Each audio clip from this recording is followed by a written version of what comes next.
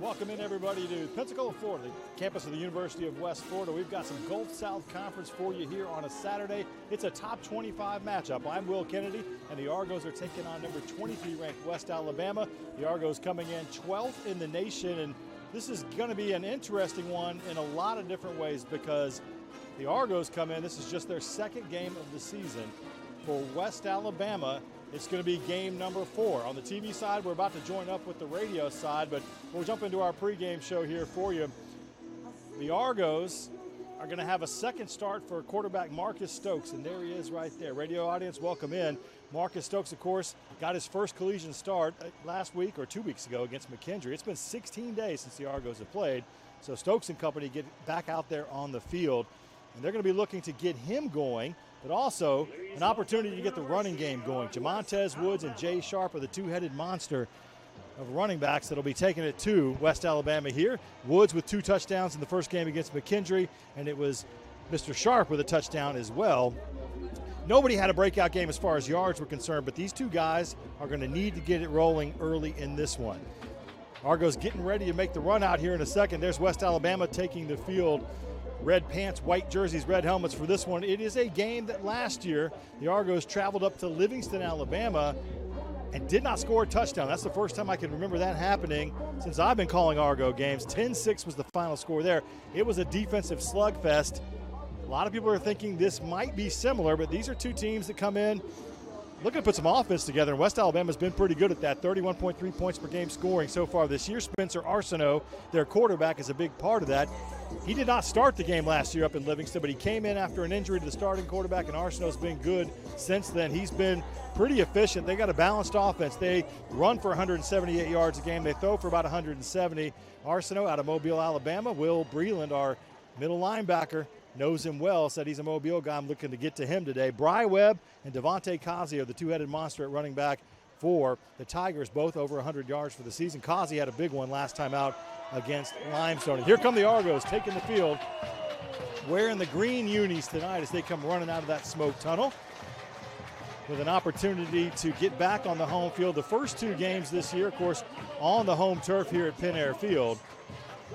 And the Argos will look to take advantage of being at home, and they got a lot of home games this year. In fact, 6 of the 10 are right here at home, where the rest of them will be up on the road as the Argos get out and travel. The first road game doesn't come our way till next week. That's at Grand Valley. But you got to take care of business at home. You got to take care of business in the Gulf South Conference. We do have a second member to the broadcast team here today. I do not have Kyle Shoemaker. Coach Shoe is doing something with the kids this week, and I tried to get my old partner Jamie Smith in, but he was unavailable. Let's go down and see if we can find Liv Becker, who is down on the sideline. Liv, one of our women's basketball players, doing her first sideline stint. Liv, what's the atmosphere like down there? You know, the atmosphere is great out here. Sold out. There's parents everywhere. Cheerleader, the band's running at me right now. You can already tell the energy by how they're reacting. And it's great. It feels great out here. We appreciate that. Well, Liv will be down there checking in for you throughout the game and finding out what's going on. We got the coin toss out there. You see the captains. There's Kenny Martin out there. There's Ralph Ortiz and others. There's Jamontez Woods, part of the captains for the Argos, as we'll get the coin toss going here. And this is going to be – it's a good one. It's a warm night here in Pensacola. I walked out the door this morning, and the humidity was kicking. I know we wanted to bring the weather to you before we kick off, and there you go. 88 degrees, a steamy 88 degrees. It says the humidity is 64%. I'm not sure I believe that. Conditions are clear, though. Not looking for any rain this evening. Hopefully the temperatures continue to drop, but really kind of perfect for football, but it's a test for both teams. This matchup is of 2 young coaches, relatively, and they know each other very well. Brett Gilliland, in his 11th season with the Tigers of the University of West Alabama, played for West Alabama, is in the Hall of Fame at West Alabama, as is his father, Ronnie Gilliland, who was on the 1971 National Championship team for the Tigers. Is in the Hall of Fame, was a legendary high school football coach around Alabama and Florida, North Florida. Coached Escambia High School here in Pensacola, where Brett played his high school football, and then the program at West Florida High in Pensacola. So folks in Pensacola know Ronnie Gilliland very well, and Brett has deep connections to this city here on the Gulf Coast. It's Caleb Nobles in his second year as the head man for the University of West Florida, and Coach Nobles 9-5 now after going 8-4 in season 1. And he'd like to avenge that loss to West Alabama last year, although he told us in the pregame on the radio side, and we talked to him during the week, This is not a revenge game because there are so many new guys on this Argo team. West Alabama will receive the kickoff here. Get the chance to go on offense first with Spencer Arsenault and company getting the football for the Argos, booting the ball into the air. It's been Tyler Patterson, and he's been good at that. 6 kickoffs in game 1 against McKendree. 3 touchbacks, averaged almost 63 yards per kick.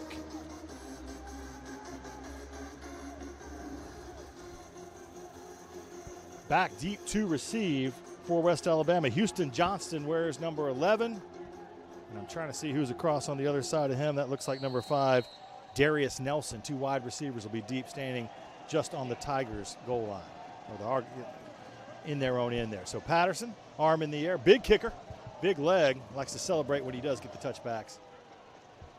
This one will be returnable, taken just about the 5-yard line by Nelson. Nelson out across the 20. The Argos will bring him down there. West Alabama will start their first drive of the game with so-so field position is the way we'll describe that. So West Alabama getting the football, and Spencer Arsenault brings the offense out. We'll set that up for you here. The official starts this drive on the 23-yard line.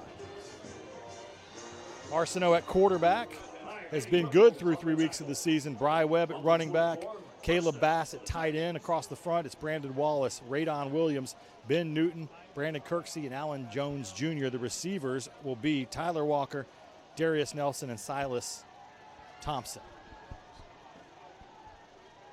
3 wide receivers out, one back in the backfield. They'll go quick to the side here to Silas Thompson. Thompson catches it, gets out across the 25, but he's brought down quickly by Cody Lowe at linebacker. Give them a gain of 5 yards out to, let's see where they're finally going to put this down. Looks like they'll give him the 28-yard line. Arsenault, 2 receivers out to his right, single on the bottom of the field. They'll go quick receiver screen out to that side. Finds a receiver, he gets past the first tackle, out across the 30. He's going to be short of the first down yardage. And that was Tyler Walker with the reception there. So sets up a 3rd and 1. Ball at the 29. Actually, the 33-yard line. They'll go middle of the line. Argos may have stopped him short. Now, second effort, it looks like it's enough for the first down. I believe that was Causey. No, that was Braden Jenkins into the middle of the line. So Jenkins out there getting the start instead of Bry Webb here. That puts the ball out to the 34, and it's a first down. 4 receivers. Nope, actually, that's just a big offensive lineman standing up there. 2 receivers out to the left of Arsenault, single up top. They'll go a toss sweep out to Arsenault's left, and looked like he was having trouble hanging onto the football, but Jenkins is brought down by Cody Lowe and company right there, and the Argos. We'll see if that's a TFL. Yes, it is. Loss of 1 on the play. Back that thing up to the 33. It brings up 2nd and 11. I am holding a microphone and wearing a headset and trying to track drives at the same time. I'm juggling chainsaws in the broadcast booth. I'll tell you the whole story later. 3 receivers in this set, 2 to the right of Arsenault. They'll run, and they got nothing going there. Argos all over it. Swarm of green jerseys. Another loss on the play as Jenkins, 2 straight plays. This time maybe loses 2 yards or so. Back it all the way back to, trying to see where they're going to spot this. Just almost the 30 will give him the 31. So another TFL. 3rd and 13. Big 3rd down right here. Argos with a chance to get off the field and get it to the offense early in this one. No chance to set the Argos defense for you. We'll do that as soon as we get an opportunity, but you know the names, Argos fans. They'll pull it out. Arsenault rolls to his right. He's going to keep it. He may get back to the original line of scrimmage, but not much more. That's going to bring out the punting unit. Good job by the Argos. They give up 1 first down on this drive, but then force a punt from West Alabama. We'll see where they officially spot this thing. Like I said, right back to maybe the original line of scrimmage. We'll give him the 34 for Spencer Arsenault, but that'll set up a punt. Trey Sullivan dropping back to punt, averaging 42 yards a kick, a long of 53. 3 inside the 20. He'd have to boom the heck out of one to do that. Virgil Lemons back to return. 2 returns for 147 yards against McKendree. Takes this one fair, catches it, just outside of the 20-yard line, so that's where the Argos will set up At the 23. their first drive of the game at the 23. We'll take a break with the two teams as I think I see the red hat walking out onto the field. You're watching and listening to Argos football. Running into the kicker. Defense. That penalty will be declined. First down. West Florida. Timeout. Argonaut Athletics would like to thank Cool Graphics and Cool Cards for being a proud sponsor of the Argonauts. If you dream it,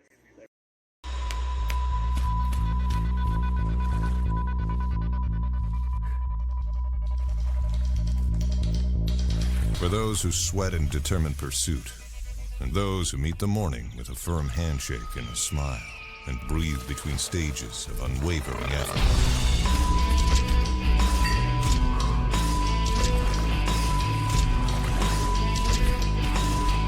Andrews Institute, for those who move. Why do you love your favorite pair of jeans?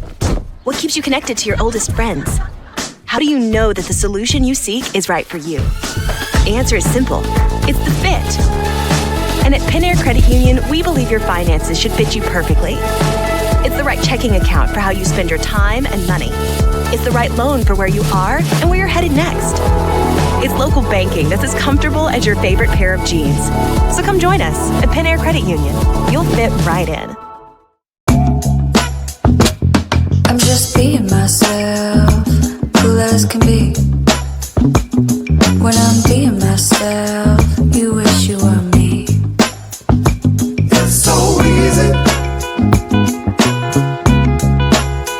Get out your own way.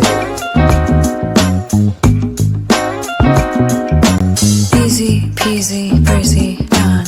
What's the point if it ain't no fun? I don't. Flynn Built, your hometown touchdown. Call Flynn Built at 850-477-6118 for all of your home and building needs. Flynn Built is a proud sponsor of UWF Athletics. Flynn Built, your hometown touchdown.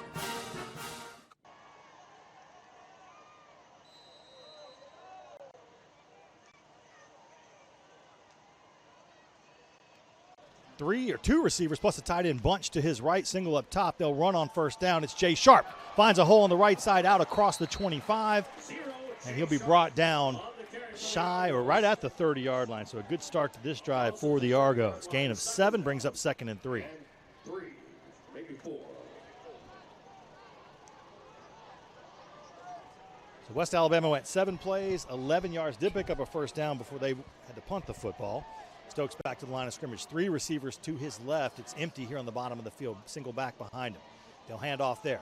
Sharp tests that side of the line. First down and more. Out across the 35, just across the 40 before West Alabama brings him down. Give the Argos a first down. And we talked in the pregame, want to establish the run. They are doing so here at the start of this one. Sharp will run off, and they'll go 0 protection and bring in 5 receivers on this play. Ball is marked out at the 41-yard line, so gain of 11 for Sharp there. Nice to have the replay machine back, isn't it, in the booth? Stokes with 5 wideouts. He's going to throw here. First down. Fires it out there. A man was all over his receiver. That one took too long to develop. He was looking for Zach Offord, but the defender came up and was all over that route. Good thing he kind of threw it away. That's Isaac Williams, the safety. Had an interception already this season, 21 total tackles. He's a big hitter in the back of this defense for the Tigers. Across the front for the Argos, left to right, Levi Johnson, Colton Beasley, Ryan Adams, Nash Nelson, and Ben Freeman are your big boys up front. Stokes snapping. He's got 2 running backs in the backfield. One will split out now. That's Sharp. They'll go in the middle of the line, kind of testing the front of the Tigers. Short gain, maybe give him 2 yards. Jay Sharp on that one.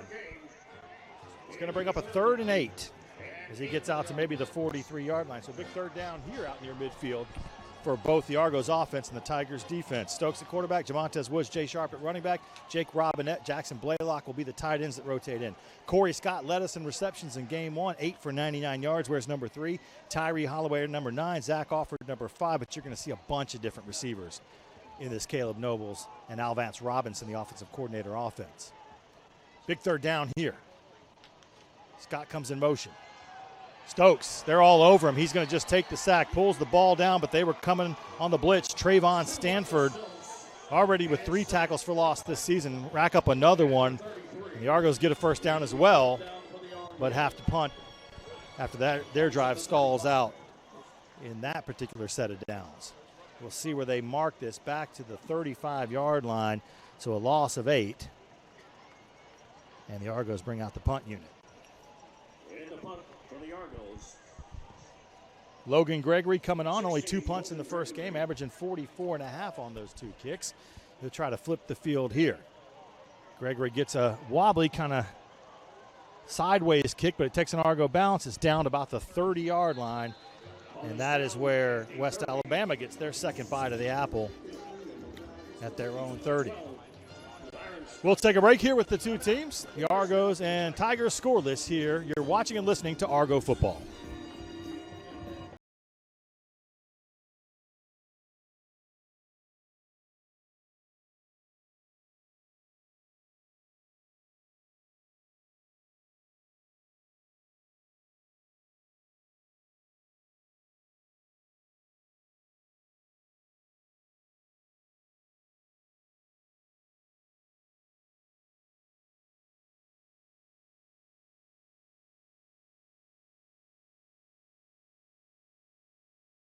Sports fans, we pack stadiums, arenas, and local gyms every day. And every sports fan is uniquely human. Seeing each play with your own eyes, triggering your own emotions. And as humans, we won't agree on every call, but we can act with empathy and consideration. So put yourself in the official shoes. Be more than a fan. Be officially human.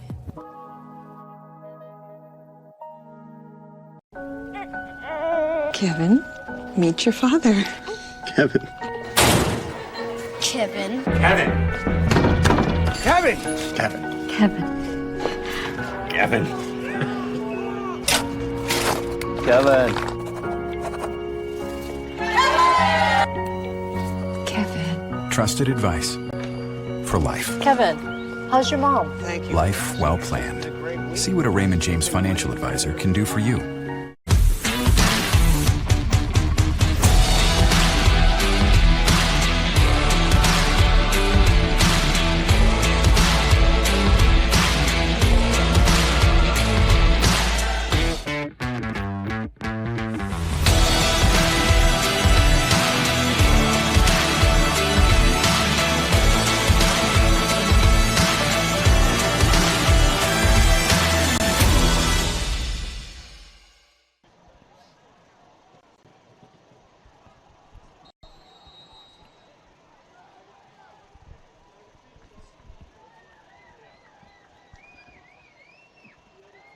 Back here in Pensacola, first play of this possession for West Al.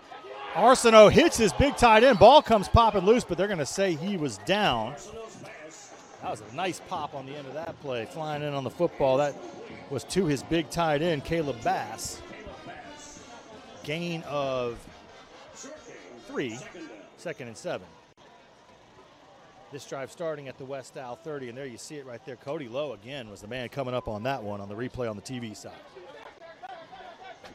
So short gain. I can hear the Argos coaches in our open air press box screaming here. This one, back to pass. Arsenault finds a receiver. Kind of rocks back and fires, and this is a good rhythm pass for this West Alabama team, and that's going to pick up a first down out across the 40 to the 41. So gain of 8. They'll run it on first down. Hole on the left side, but flags come flying in, a set of them. I believe they caught somebody on the interior line right there as Braden Jenkins got a nice push and found a hole on the left side of the center, and fell forward, but this one I think is coming back based on the way those flags flew in and where they flew in. Cameron Canterbury coming up to the football. They'll get a hold on that call. The previous play, that was Chris Binion, who's their leading wide receiver, who's not on their two-deep depth chart. So interesting that Binion comes jumping in here and makes a catch, but I'm sure the Tigers are glad to have him out there. For the Argos, Aiden Sweat at one defensive end. Justice Juice Williams at defensive tackle. Trayvon Mitchell at the other tackle. The other end is Colin Shaw. Ralph Ortiz, Will Breland, and Cody Lowe, whose name we've called a bunch already, are your linebackers. Here we go. First down and 20 now. They're back to pass. They'll throw a screen to Bass. Bass loses his footing, gets stood up, gets dragged backwards, and that is Ralph Ortiz with Will Breland coming in there on the end of that one. Nothing going. It's going to be a loss on the play. It's going to set a second down and very long. Zach Johnson and Virgil Lemons III, who we heard from in the radio pregame, are your corners. Cam Canterbury, DJ Barnes, the starting safeties for this Argo defense. Remember, the starting lineups can be sponsored. We could have you jump in. Your business could be mentioned every time we name the starting lineups. Reach out to my friend Dakota Lee at the University of West Florida to inquire about sponsorship opportunities. We would like a game sponsor. We could sponsor just about anything and everything. Arsenault sets it up. He's got three wide receivers out. He goes back to pass. No pressure coming. Fires it down the field. Flags are going to fly. I thought the pass was uncatchable. He was looking for Silas Thompson over there, but they are going to flag Tyrance Crutcher, who's in at corner on that one, and that's going to be costly for the Argos. So a 2nd and 20 some odd flips into a first down due to some laundry on the field. That is a costly mistake for this Argo team. Defense number 12. The ball will be placed at the spot of the foul. Automatic first down. And that pass interference moves it to the spot of the foul out to the 40. First down, fresh set of downs. Arsenault, two receivers to his right, single on the short side of the field toward the Argos sideline. He has a back on his left shoulder. Argos walk several up to the line of scrimmage. They pull it out of Jenkins' belly. Arsenault's got plenty of time. He's looking deep. He's got a man, but he overthrows him by a mile. Virgil Lemons, though, was closing on him, so that was probably discretion is the better part of valor. Nice job by 27 of shutting down that route to Tyler Walker. 2nd and 10 now. We'll go from the 41 officially again. You can see it right there. Just too much air under that one. You hear the strains of the Argo band underneath us. Sun's starting to sink behind the stadium here. Shining over on the West Isle sideline and the packed visiting side. Arsenault back to pass. Pressure coming. It's Kenny Martin. He's got him. Puts him away with the sack. A little help along the side there from his friends, but big Kenny getting through there. Kenny was pulling into the DGC parking lot here the other day and took a big wide swing right at me in his pickup truck, and he did that there to Spencer Arsenault. That's going to set up 3rd and very long. The sack back to the 30, loss of 11. And that's going to be 3rd down now, and let's call it 17, maybe closer to 19. They'll run it. Jenkins in the middle of the line, nothing doing there. Ralph Ortiz flying to the football. Flow to the football, they say. That's going to force a punt. Argos give up a penalty, get a sack. Long and short of it, they'll force the punt. That ball is going to be spotted at the 34-yard line. So he picked up 4 yards, but he needed 19. Bring back out Trey Sullivan for his 2nd punt of the game.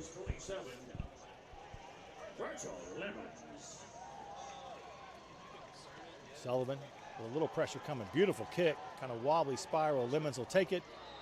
Called the fair catch, I guess, about the 25. Let's see where they mark him. They're going to say he's right at the 25. So fair catch for Virgil, not looking to return any. You heard him on the pregame. It can get interesting. The Red Hat was walking out, but I don't think we're taking a break right here, are we? It is a media timeout. We'll take it with the two teams. No score, 5:39 in the first quarter left. You're listening and watching Argo football. Call FloFootball at 850-477-6118 for all of your home and building needs. FloFootball is a proud sponsor of UWF Athletics. FloFootball, your hometown touchdown. FloFootball's mission is to build superior homes, personalized to every client, that create lasting value in our communities. They promise to uphold a standard of quality over quantity, with a vision to always exceed the expectations of their clients, trade partners, and employees. They understand that they are building more than just houses, but homes, the foundation of people's lives.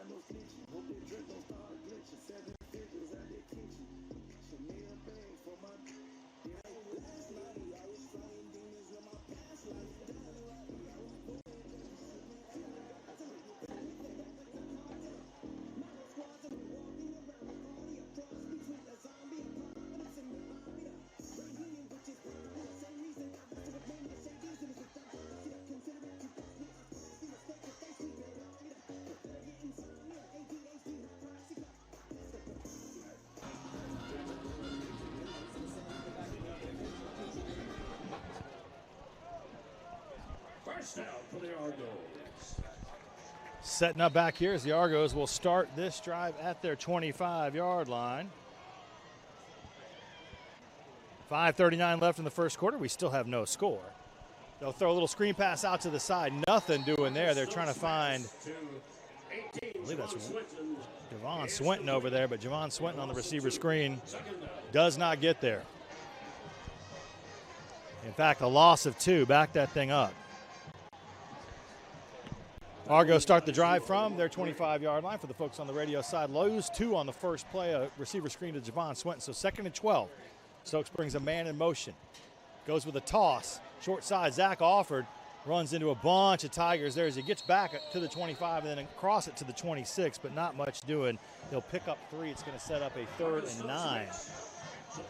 So we wondered, would this be an offensive game or a defensive game coming in? I think all the signs right now pointing to the fact that both defenses look pretty good. As I mentioned, West Al came in averaging 31 points a game. The Argos scored 38 in their opener against McKendree, but so far, goose eggs for both teams. Stokes walks back up, takes a look over to the sideline. Coach Nobles is running down, trying to figure out, what are we doing? Clock ticks under 4:40. 3 receivers out to Stokes' left, single down here on the short side of the field to the Argos sideline. He's looking over there, throws it, and threw it right into some defense. And unfortunately for West Alabama fans, Devontae Harris could not hold on to it, or he's running to the end zone with a pick 6. He bobbles it, loses it. Stokes kind of has to look and see that guy in the white jersey and not throw that football there. That could have easily been a defensive touchdown, and West Al scored a couple of those already this season. Argos dodge a bullet there. It'll bring Logan Gregory back out to punt again.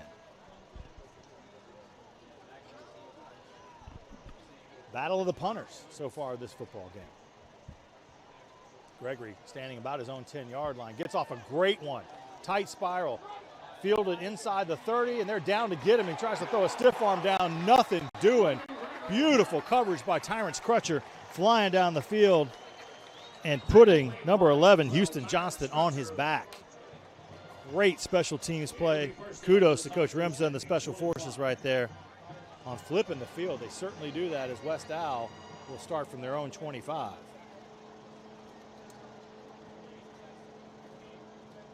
So this drive starting with 4:20 left in the first quarter. No score yet in the game. Argos go 4 plays, get nothing. 3 and out, as they say in the business. Gained all of a yard total between the plays. Arsenault. 2 in the backfield with them, 1 offset tight end. They'll throw a receiver screen out to the side. Argos are coming to get it. Ball bounces out, just goes for an incomplete pass. I think our guy over there started trying to run before he caught the football, which is a cardinal sin. That was number 10, Tadarius Parker, T.D. Parker. He was seeing green grass, but you got to hang on to that football first. Goes for an incompletion. 2nd down and 10. 3 receivers out in the set. A host of folks kind of milling around in the backfield on Arsenault's right. They'll go with the running back right on his right shoulder and then a tight end offset. They'll pull it. They'll dump it to the tight end, Caleb Bass, but he runs right into Cody Lowe and Will Breland. Again, those 2 linebackers sniff that out. Give him a gain of 2. Yeah, they're going to give him the 27, so it's going to bring up 3rd and 8. Another chance for the Argos to try to get their hands back on the football. Neither offense has much going here. Things are staying tight. Big 3rd down. They're waving the towels down here on the Argos sideline.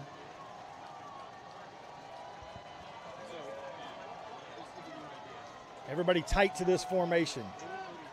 2 receivers on the left. Man comes in motion from the right hand of this set across the face. Arsenault back to pass. He's got pressure coming from his right. He'll roll out. He's trying to look downfield and throw it. He does. Finds Caleb Bass, and Bass hangs on to it. It's enough for a 1st down out to the 40-yard line. Gain of 13 on the play. Arsenault kept that play alive with his feet. They'll give him the 39. But enough to move the sticks, and Arsenault, that's what he can do. He doesn't really wow you with anything in particular, but able to keep that play alive on the rollout with pressure coming and find that tight end who's a big target. Caleb Bass goes big target, 6'6", 226. They'll run it to the right side. It's Causey out across the 40, maybe a little shy of the 41. We'll give him a gain of 1 or 2. They'll officially give him the 40, so gain of 1, 2nd and 9. Devontae Causey coming into the game with 103 yards, the leader as far as yards per carry for this West Isle team, almost 5.5. But stops short there. Bass comes in motion.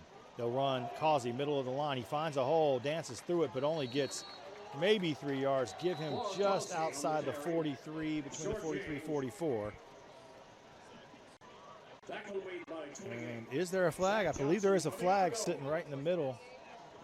Yeah, they're going to move the flag back to the 41. Probably going to be a hold here. Let's see. As we'll wait and get the call from the official. Officials milling around trying to figure out what's going on. Yes, it is. It's a hold on the offense. It'll be 10 yards from the spot. The spot was the 41, so you're going to back this thing up to the 31. And it's still 2nd down. So penalty, give it the 31-yard line. Both defenses have come up with some big plays. Both offenses, especially West Isle, both teams have hurt themselves early with penalties. Nothing too egregious in the penalty area. Nothing that's cost anybody big yet. 2 receivers out to Arsenault's left. Everything else is bunched tight. They'll run it to the left side. Causey gets some room out across the 35, shy of the 40, where he is brought down by a gang of green tacklers, including that guy Cody Lowe. Again, Cody's having a fantastic football game here early. Gets some of the yardage, the holding yardage back, maybe 9. It's out to the 38 or so, and that's where we'll set up for a 3rd down and 11 on the next play. So I think we have an injury down there on the field. So both teams kind of walk to their sideline and then turn around and come right back out. So we'll go back to it. Not really much of an injury timeout. So far, not a ton going on for either team. Arsenault 7 of 9 for 32 yards, but 7 completions, only 32 yards. You're not getting many chunk plays. Stokes is only 1 of 3 in this game, and neither team has really run the football effectively. So right now the offense is still trying to find their footing. A large part of that of these defenses are really good. Argos walk some guys up to the line of scrimmage on a big 3rd and 11. They'll run it in the middle. They're going to get the 1st down and then some out across the 50 before he's hit, spun around, and put down. And I believe that is Bry Webb. Yeah, no, that's Causey again. Causey with a big hit right into the middle of that line. into Argo territory. Give him the 48. And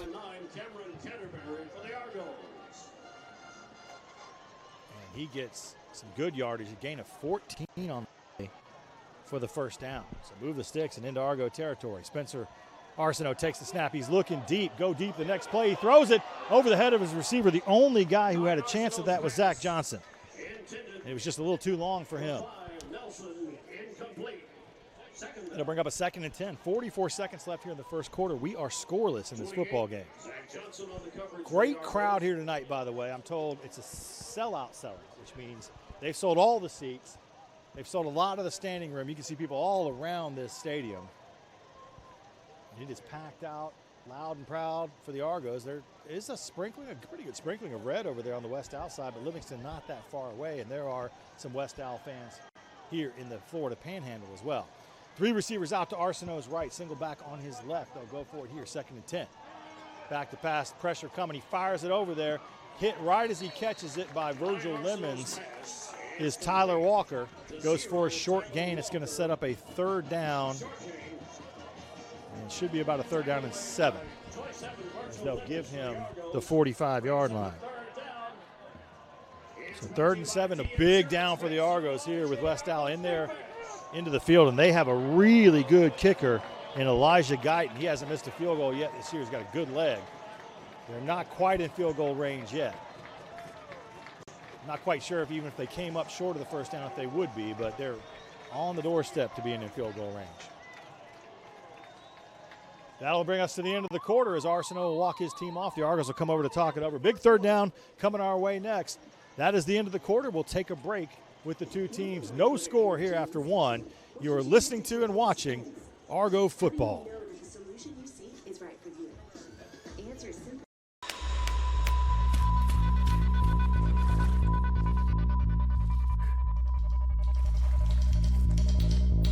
For those who sweat in determined pursuit, and those who meet the morning with a firm handshake and a smile, and breathe between stages of unwavering effort.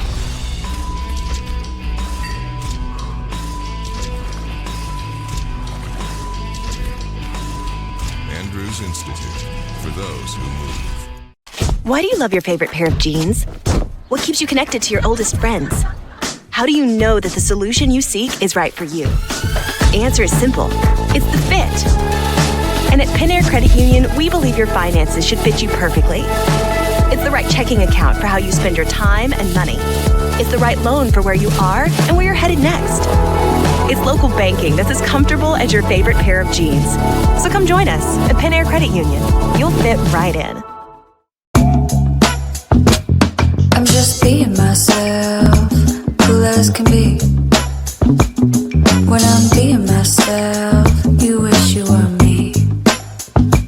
It's so easy. Get out your own way.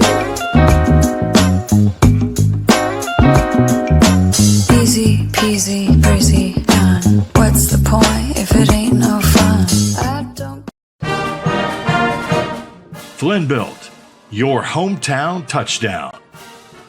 Call Flynn Built at 850-477-6118 for all of your home and building needs. Flynn Built is a proud sponsor of UWF Athletics. Flynn Built, your hometown touchdown. It's here at Penn Air Field, of course. Don't wait until game day. Buy your tickets online today at goargos.com/tickets.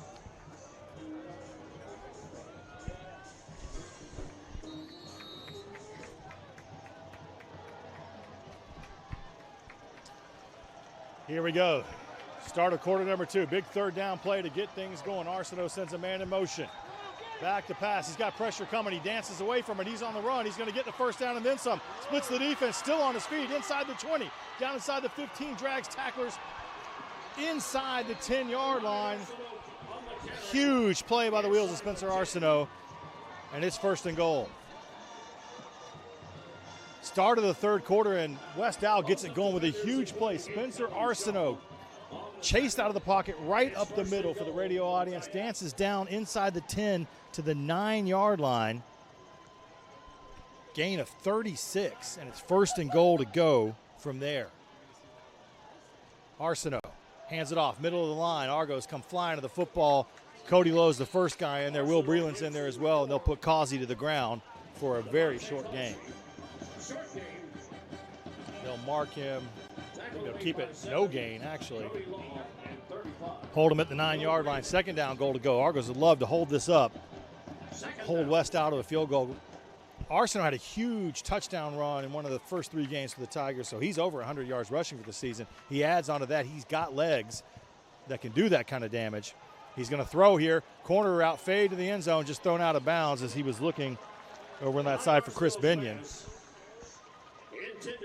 Virgil Lemons on the coverage. Very nice job over there. So 3rd and goal to go now. This Argo defense be a big opportunity to stand up here.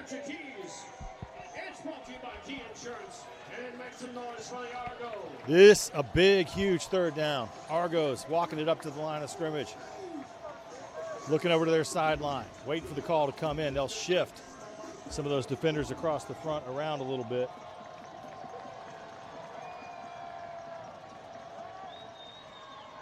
Throwing for the end zone, he's got a man. It's Caleb Bass. Arsenault finds his big tight end. The Argos lost him despite the fact he's 6'6", and that's good for the touchdown. First points of the game. West Alabama, the Tigers draw first blood. They'll set up a PAT for Guyton, Elijah Guyton, 10-10 so far this season, looking to keep that streak perfect.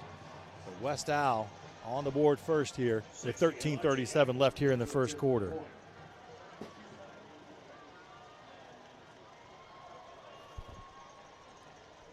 Sullivan to hold.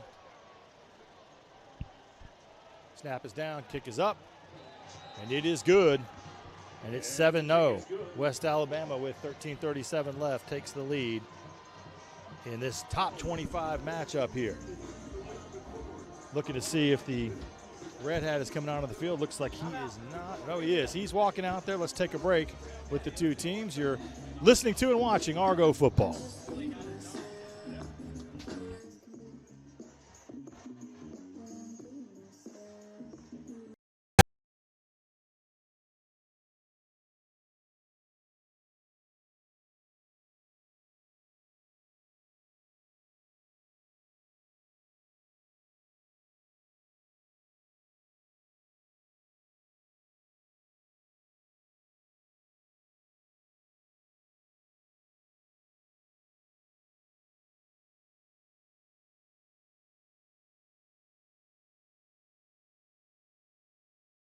Sports fans, we pack stadiums, arenas, and local gyms every day.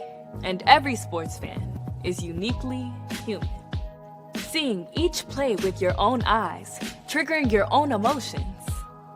And as humans, we won't agree on every call, but we can act with empathy and consideration.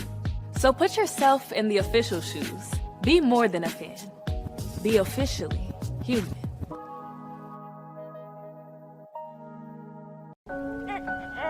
Kevin, meet your father. Kevin. Kevin. Kevin. Kevin. Kevin. Kevin. Kevin. Kevin.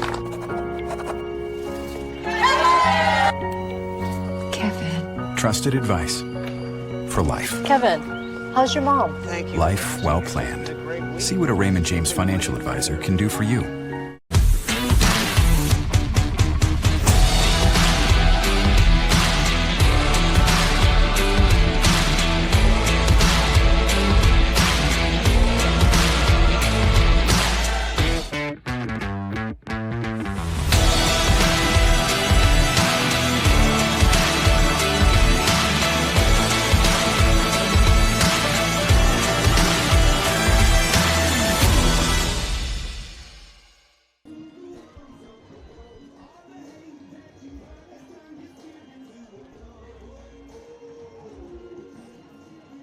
Putting the ball back on the tee after West Alabama goes on a 13-play, 75-yard drive. The big play in the drive on 3rd down. Spencer Arsenault gets loose for 36 yards, takes it down inside the Argos 10-yard line, and then they're able to punch it in on a 9-yard touchdown pass, Arsenault to Caleb Bass on the third down play. Both of those big plays on third down.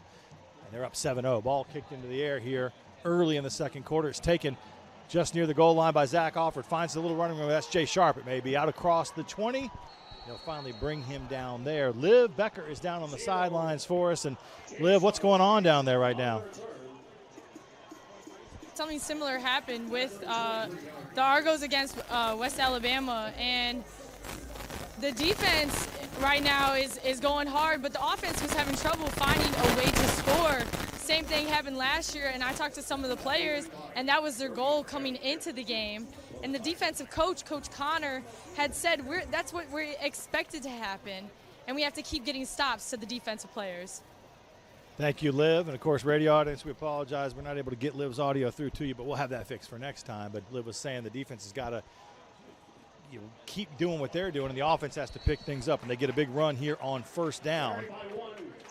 It is Jamontez Woods putting his head down. They need the big back to get going here. Good gain on first down out to the 29. This drive starting at the 23, so a gain of 6 brings up a second down and 4. Stokes has looked a little wobbly, Marcus has, with his first couple passes. Just 1 of 3, and one of those was a drop by a DB that could have been a pick 6. So they'll run back out here again. This time they'll stretch it to the left. Woods gets the corner, throws the DB down. He's got the first down yardage and then some. Man, running backs, when they throw a good stiff arm in, there's nothing quite like it. That was a nice job by Jamontez Woods of throwing his arm into the face there of the DB. That was Uriah Ratliff, and he got the worst end of that collision.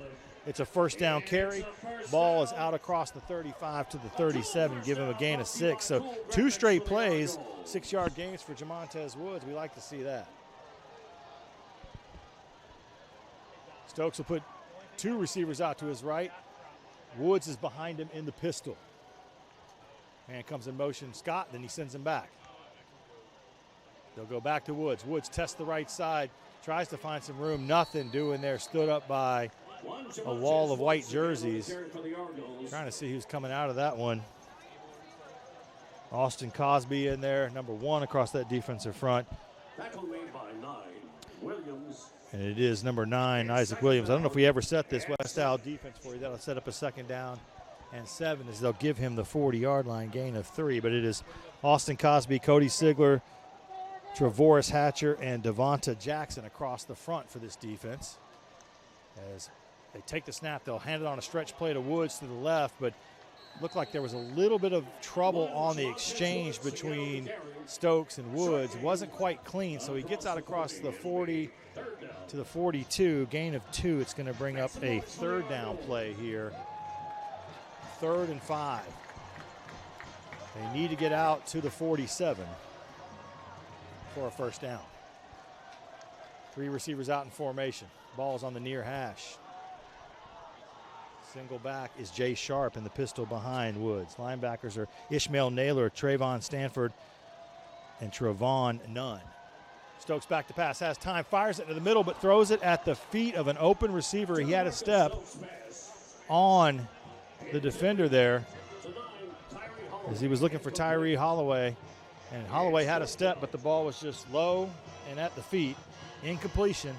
It's going to force another punt. And a defense that just was out on the field for 13 plays and 75 yards is about to have to roll back out there against this West Alabama offense.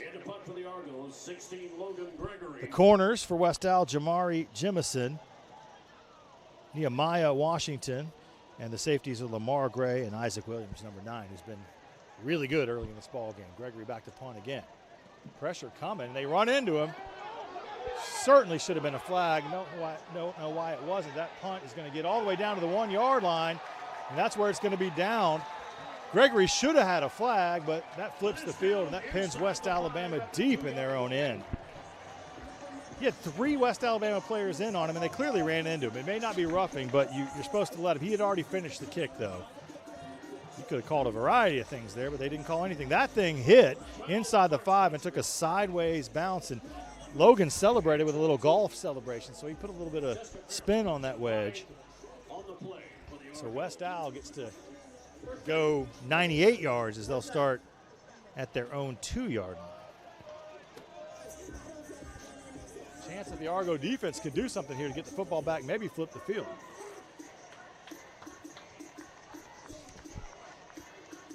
Arsenault will stand a couple yards deep in his end zone.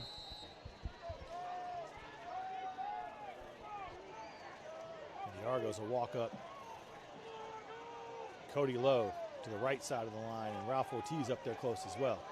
They're playing the run, and they were right to play it, right into the right side, the right heart of the offensive line. Short gain, short of the 5 for Bry Webb. By 1, Webb. And they'll give him a gain of 2. It looks like they'll give him the 4-yard line, maybe a little short of the 5. 32, Kyrie Lewis on the tackle for the Second and 8.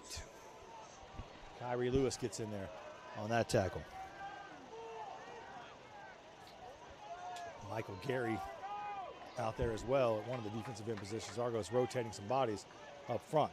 They'll pull it and throw it. Chris Binion catches it at the 10. He's got the first down out across the 15. Chopped down at the 20.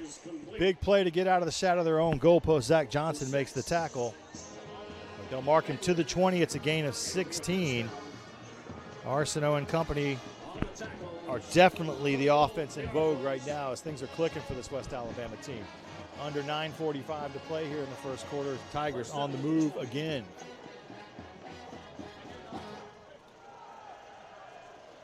This quarter is flying by as West Al has had the football most of the first quarter and now back at it here in the second quarter. They'll hand it. No, they won't. They'll pull it and throw it. He's got it, man. Great catch. The ball was high. And Binion able to snag that thing out at the 24. Gain of 4. Binion, short gain. It's second down. Second down now. Argos will run some bodies off and on the field. Trayvon Mitchell comes back out there at one of those defensive tackle positions. This nice job so far from this West Alabama offensive line. They've really kind of gotten a rhythm and are doing a nice job of giving Arsenault some time and opening some holes for these running backs. Arsenault brings the man in motion across the front. Takes the snap. It's a handoff right side. Juice Williams gets to him, but just churning the legs and moving forward is Bry Webb. Gets out across the 25 to the 27. Gain of 3. Tackle made by 54, Justice Williams. It's third down. Get up. It's 3rd and 3. The Argo defense with a chance to get off the field, and they really, at this point, need to get some pressure on Arsenault, but this is one of those tweener downs. West Al could run it, they could throw it. Options are wide open on a 3rd and 3. Probably some frustration brewing. The Argo coaching staff on the sideline. Arsenault back to pass. He's got a pocket, plenty of time. I think he found the tight end again. Yep, Caleb Bass out across the 30. Big target, sure hands, and Arsenault with all day really back there. The Argos are not getting any pressure on him. It's a first down for West Al as they continue to move the football and run this clock. Oh, they called it incomplete. Excuse me. Not the sure hands of Caleb Bass.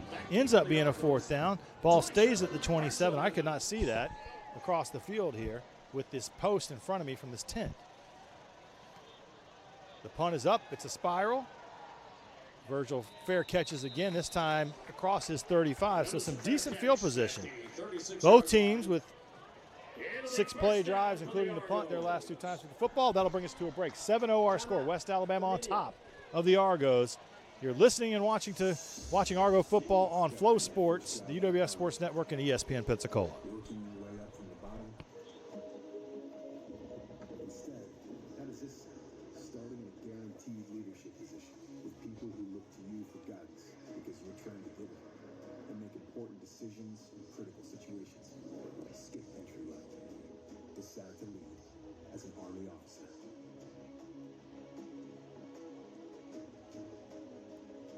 Hey, Argo fans, join the Argonaut Athletic Club today.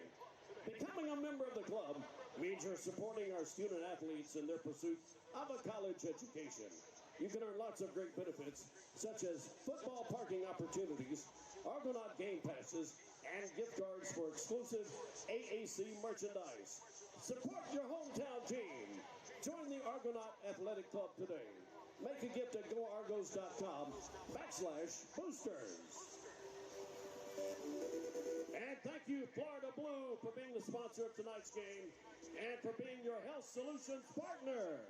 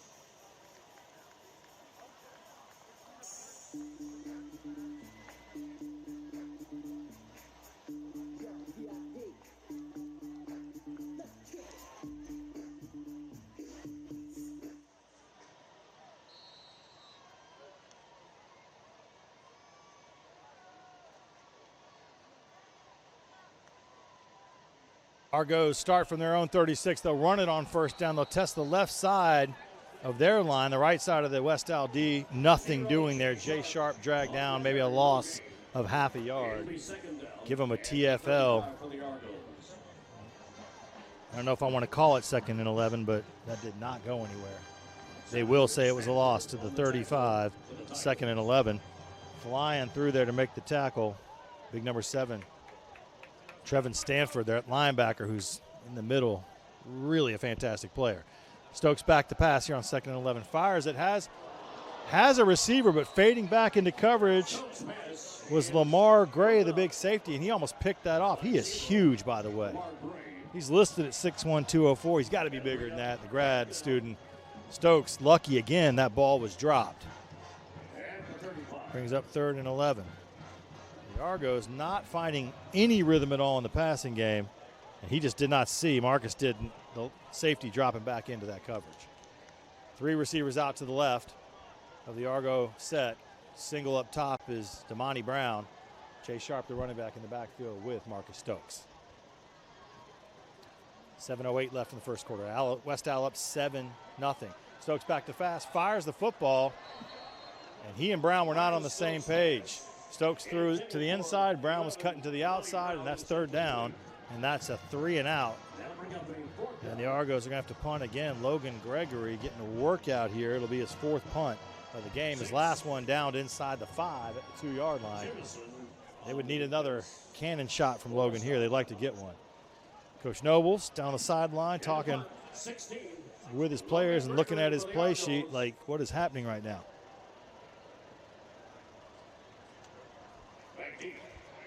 Gregory setting up. Houston Thompson or Johnston back there. Pressure coming. They don't get. Oh, this is a cannon shot. I called for it.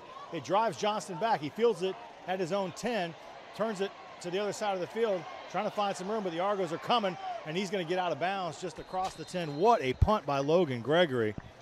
Tremendous educated leg on that young man, number 16. He's ripped some punts tonight. He might be the MVP right now for the Argos. West Al will set up here at their 10-yard line where the ball will be spotted. Pause and play right here. We're keeping it right here.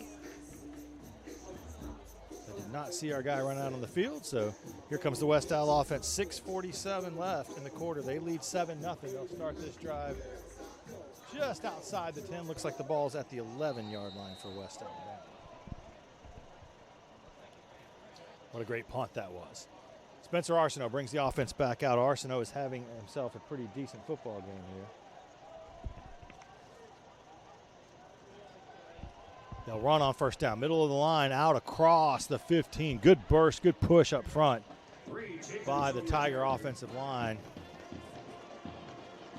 I'll tell you what, they really are kind of creating the space right there. Breland gets the tackle, but Jenkins picks up some good yards out across the 10, 15. They'll mark him at the 17, so gain of 6. It'll be 2nd and 4 or 5-ish. Tomato. They'll hand it off. on the side, the right side of the Argo defensive line, and they are there all over it. Cam Canterbury comes up, the safety in run support.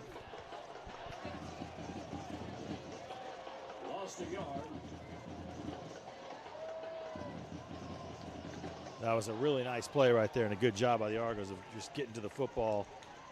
Aiden Sweat also getting in on the end of that play. Loss of 1 to the 16 sets up 3rd and a long 5. And somebody jumps up front. That's going to cost 5 yards. Now you're going to be looking at a 3rd and 10. A costly penalty right there. Argos would love to get the football back and get something going offensively. It's really been a struggle here in this game to get anything going on the offensive side of the football.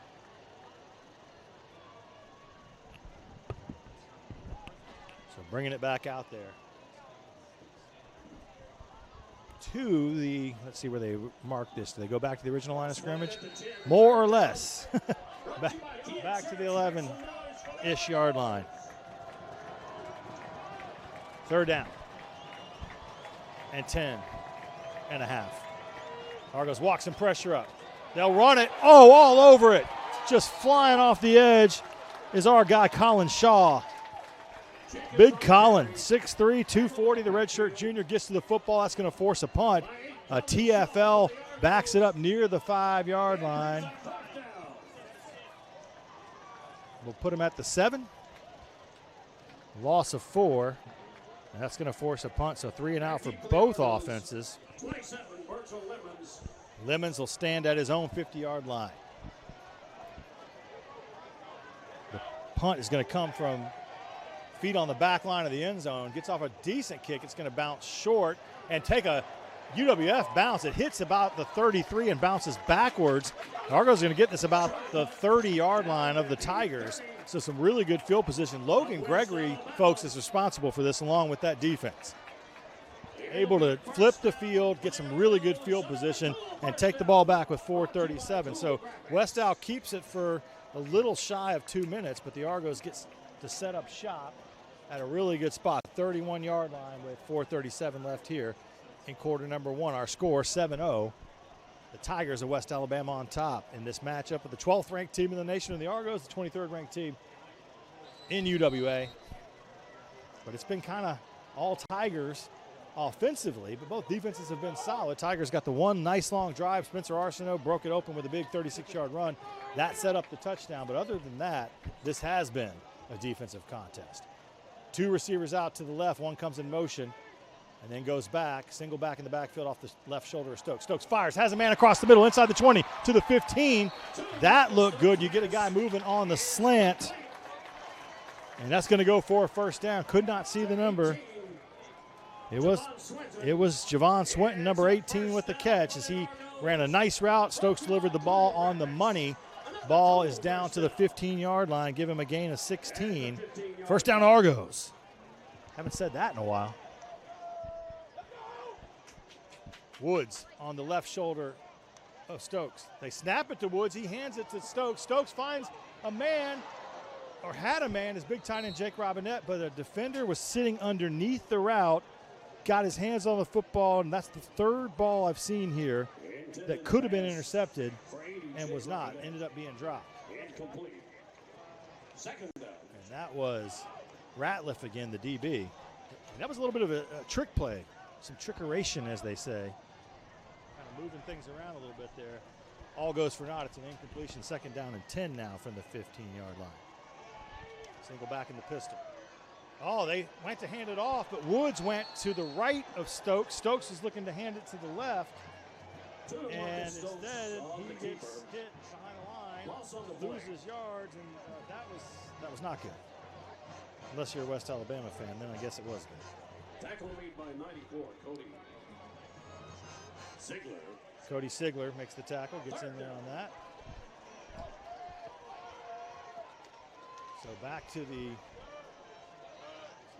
this ball is marked at the 17-yard. Loss of 2.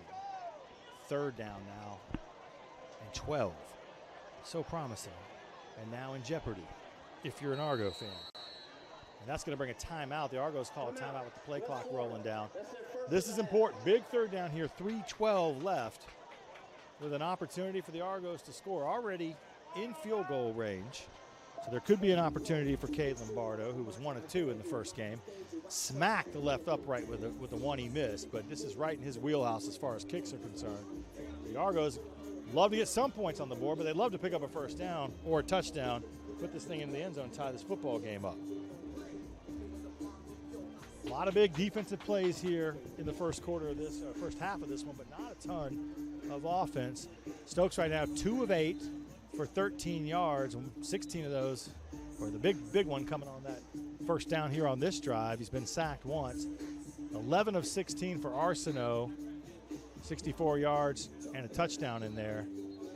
Arsenault leads the rushing attack with 29 yards for either team. Argos right now, 31 yards rushing, that's it. West Al not much better at 59, but I can't remember the last time we go to the locker room with that kind of rushing number on the board. These are going to be some ugly stats offensively to look at halftime. That is for sure, no matter what happens on this drive. Here we go, 3rd and 12 from the 17 in the red zone. Stokes pulls it, keeps it, runs to the middle line, has some room, gets inside the 15, tackled near the 10, give him the 11. So a gain of 6, and that may have been one of those, let's see what we can get, and let's set up the field goal unit. And they will run out Lombardo. So this ball is at the 11. This is how it works. Usually the spot is 7 yards back, so it would be spotted at the 18, held at the 18. 10 yards of the end zone to the goalpost makes it a 28-yarder. It's a riddle, wrapped in a riddle. Lombardo backs it out. Again, 1 of 2 so far. Certainly right there with a strong leg, he can do this. Snap is down, kick is up, and it is through, and the Argos are on the board with the 28-yarder from Cade Lombardo, cutting this to a 7-3 game. A short drive as the Argos go 5 plays and end up going 20 yards and end up with a 28-yard field goal from Lombardo to cut it to a 4-point game.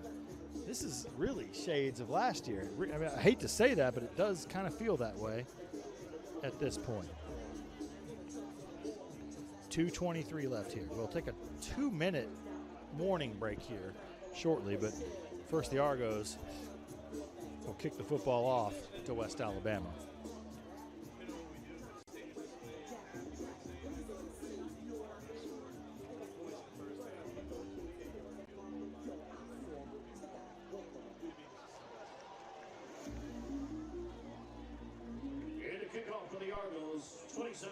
It'll be Tyler Patterson putting the football at the 35, putting it on the tee there.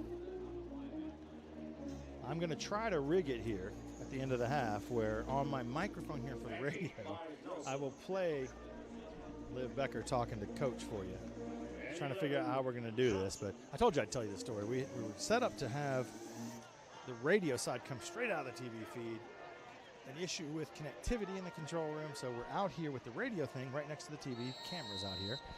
I'm holding a mic and wearing a headset and trying to figure out how to make it all work, but we'll do the best we can for you. Patterson punches this one low and strong. It's going to go out of bounds inside the 5, and that's costly. That'll put the ball at the 35. You get a penalty for that, and good field position for West Al. I don't think that was the plan when they drew it up on the special teams board. So West Al with good field position with 2:23 left in this half. All the points coming here in quarter number 2. West Al went on that 13-play, 75-yard drive. The Argos just capped their drive, their first scoring drive, with a field goal to put their first points on the board. Officially 5 plays, 19 yards for the Argos. And the 28-yard Cade Lombardo field goal. Those 3 points go to the defense, more or less, and Logan Gregory's leg punting the football. Arsenault brings it back out. Ball on the near hash. 2 receivers down towards the Argos sideline to the right of Arsenault, single up top. And the Argos Walks some coverage up. Arsenault pulls it out of the running back's belly. Pressure comes behind him. He's looking deep. He's got a man, but he's got two defenders there as well.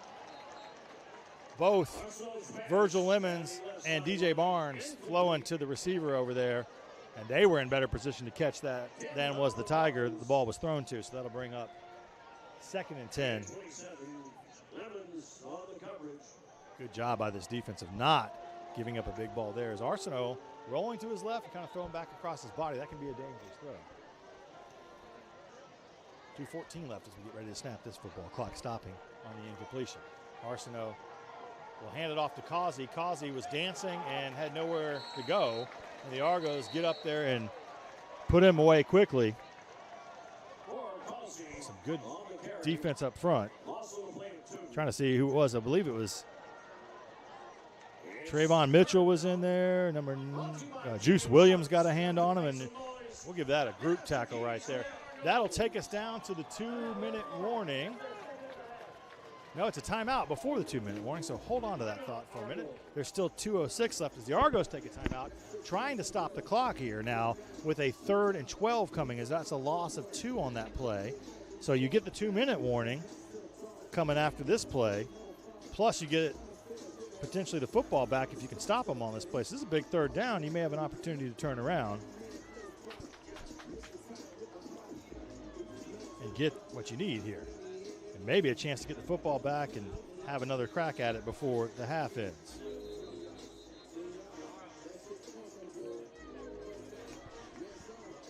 Everybody talking it over here.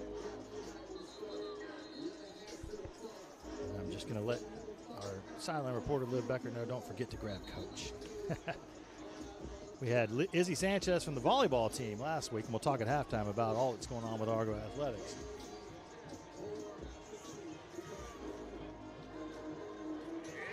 But Liv Becker, one of our women's basketball players, down there doing the job for us tonight in a kind of fast-paced game. 3rd and 12, 2:06 left here in the half. Arsenault takes the snap, pulls it out of the running back's belly. He's got pressure coming. He rolls out to his right. He fires it over, has a receiver, but smothering it immediately is Zach Johnson. He finds Darius Nelson over there.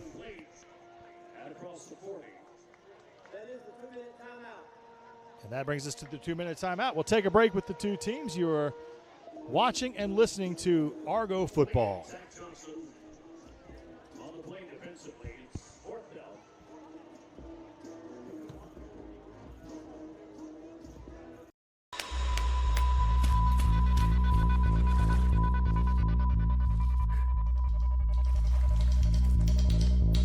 For those who sweat in determined pursuit, and those who meet the morning with a firm handshake and a smile, and breathe between stages of unwavering effort.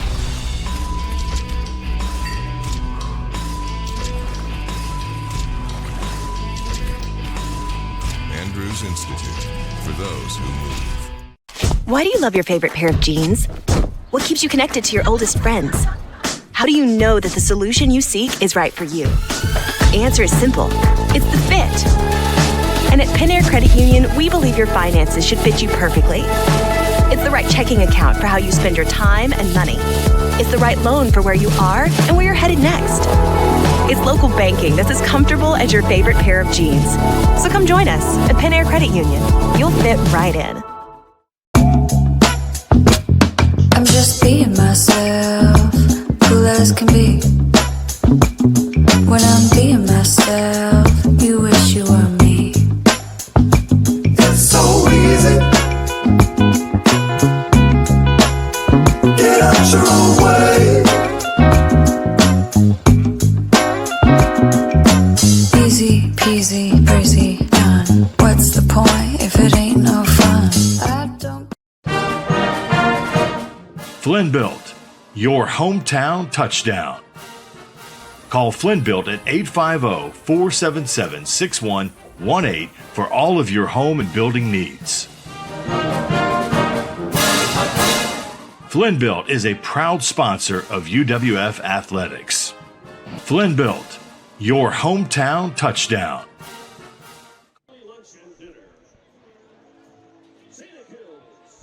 Thank you, man. How much longer we got, because they're coming back out here. Okay, I'll just cover it when we get back. Don't worry about it. But I'm going to start talking. 27, Virgil Lemons.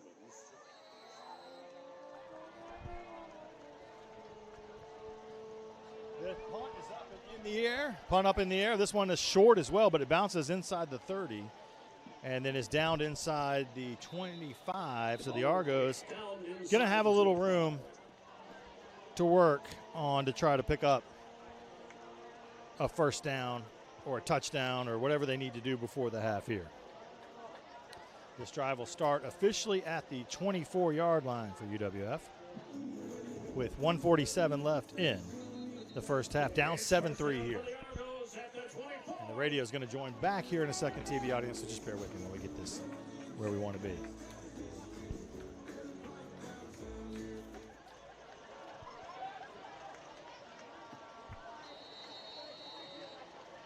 So the Argos force the punt. Not the best one, but it takes a good bounce for West Al down at the 24-yard line. That's where UWF will start with 1:47, trailing 7-3. Stokes takes the snap. He's looking to run. It's a kind of a design draw play out across the 30 to the 35. Let the kid use his legs a little bit. It's been a rough day throwing the football. He gets to the 36, gain of 12, and it's a first down. They get to the line of scrimmage quickly, 1:37 and counting down. They'll look at the play call. Got to go quick here because the Argos have burned some timeouts. Stokes back to pass. Ball tipped at the line of scrimmage as he was looking out to his left to Corey Scott, who has not caught a football yet tonight. So the Argonauts with one timeout left. The Tigers with their full complement. Incomplete pass does stop the clock, but also brings up a 2nd and 10.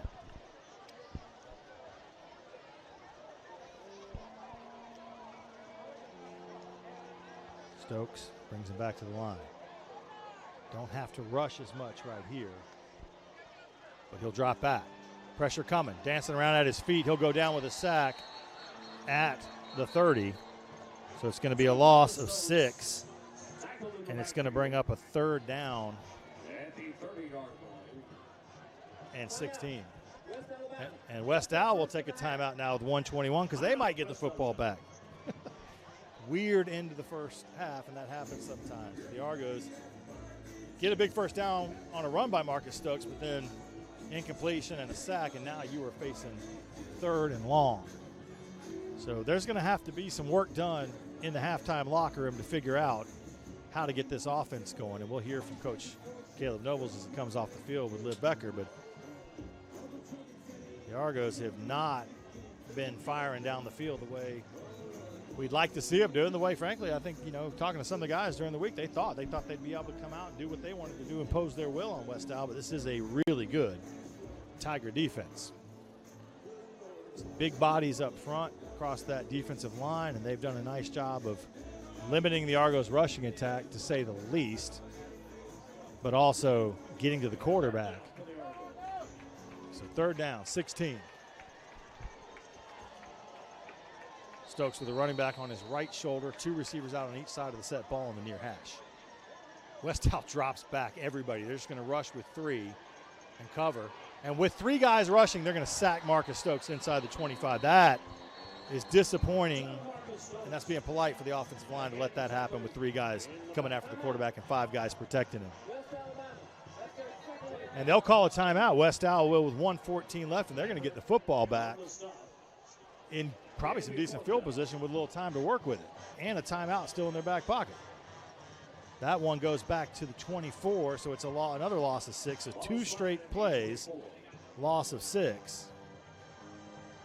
2 consecutive sacks, and the Argos now in big trouble, 4th and 22, and having to punt the football. There's a word that they use in the medical industry, anemic, and that has kind of been where the Argos offense has been here on this Saturday night. Again, huge crowd here. Band getting ready to come out at halftime, and the crowd was hoping to see a little more than this offensively from the Argos. Still a good football game, 7-3, but the Argos are going to have to work to do to try to get out of here and hold it at 7-3. And West Al walks everybody up, just 1 guy back to return, and he's standing at his own 32. They may come after this, and then they drop a few off. They may try to set up a return here. Gregory gets off a low, spiraling, wobbly kick, takes a bounce in front of the return man, then goes inside the 30, down to the 26, and that's where it'll be down. That's a good kick. and run some time off the clock, some precious time as well.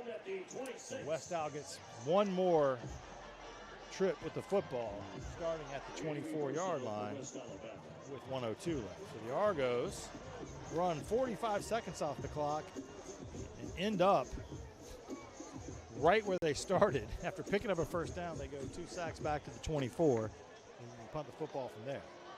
Arsenault will bring the offense back out. Which Brett Gilliland still does have a timeout to work with here.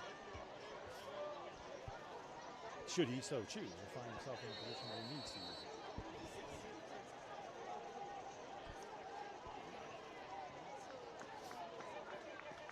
it. Arsenault takes the snap. Looks out to his right, finds a receiver over there. Gets hit immediately by Cam Canterbury. And that was Nelson with the catch. Stops the clock at 57 seconds and picks up 5 yards. It'll set up a second and 5 out to the 31.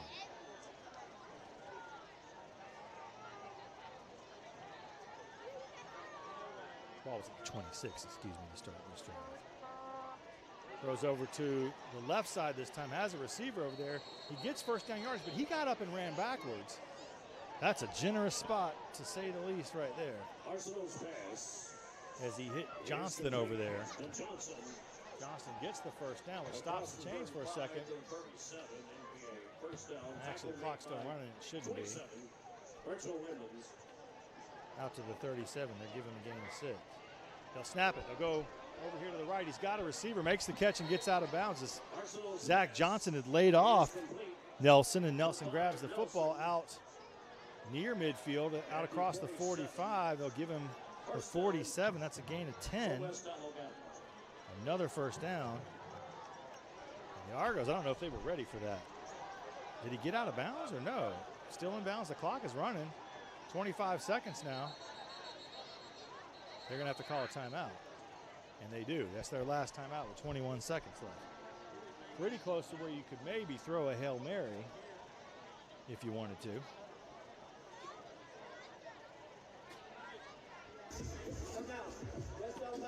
West Al with the timeout. 21 seconds left here. And actually they'll say reset it to 24.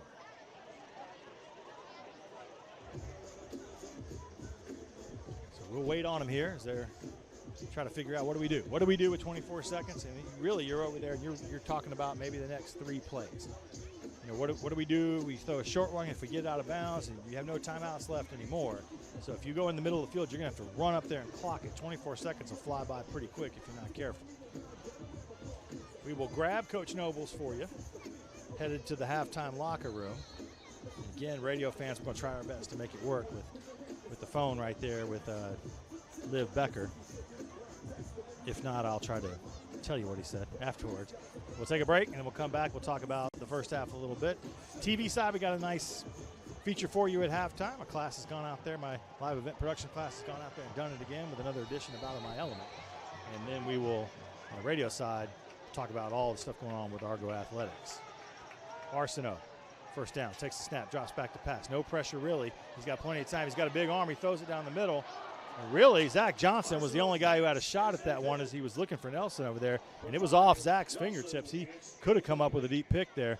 Ran 7 seconds off the clock, 17 seconds left in the half now. And it'll go 2nd and 10 back to the 47.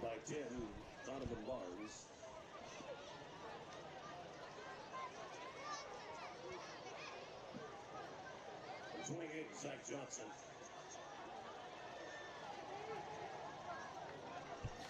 My producer has told me, check that. We'll talk with Coach. We'll go to break. We'll have the feature on the TV side as they run it here. And that may be saying we're done as they try the right side of the line. That'll take us to the halftime. And the Argos trail 7-3. Let me get on the phone here with Liv Becker, as it'll run down. And we'll catch up. We'll call Liv, and she'll grab Coach, and we'll get an opportunity to get that for you here. And your Argos 3. 7-3 our score. I'm trying to keep an eye, see if Liv grabs Coach, but really not the first half that we were hoping for from this Argo football team, as Coach Cavell Connor's trying to make sure his guys get off the field. As the Argos are flowing towards the locker room here. Liv's going to bring Coach over to the spot here, and we'll give him a second to walk down that way. But going to have to try to get the freshman quarterback working a little bit better here. 2 for 9 for Marcus in the first half, and maybe try to get this running game established, as they've really struggled here. As Liv is bringing Coach over, and Coach Nobles is having a word with one of the officials over here as the band's getting set up. We'll get Liv over here. And I think she's got Coach in place as they talk to one of the officials. And All right, fans, it's time for Firehouse. Liv, you got to listen in there on that conversation. All right, Liv has Coach. Liv, take it. Coach Nobles, how do we get the running game going for the offense right now? Yeah, we talked at halftime. Coaches got to do a little bit of changing and playing a little bit different game plan than we thought, which is fine. That's part of our job, and we've done a good job running downhill, getting some good plays going. We just got to finish blocks, and we're one guy away on a lot of plays, so we just got to finish the blocks. What are you going to go into the locker room to tell the guys? I'm going to tell them the same thing I told them. It's about playing together. It's about being a team. It's going to be a 60-minute game. We talked about it as a team. And so this is 2 great teams battling, and we're going to have to play 60 minutes to win this game. Thank you, Coach. Thank you. Go Argos. Thank you, Coach. Thank you, Liv. Sorry, radio audience. Unfortunately, not much I can do with that, but I will tell you, Coach said he's got to get in the locker room and he's got to find a way to get the offense going. And basically, that was another one of those intensity moments from Coach Caleb Nobles saying, we got to get this turned around. We'll take a break here. We'll come back on the TV side. We got a special feature for you from my live event production class, and on the radio side, we will talk about what's coming up with Argo Athletics. We'll take a break here. 7-3 our score at the half. You are watching Argo football and listening to Argo football on Flow Sports, ESPN Pensacola, and the UWF Sports Network.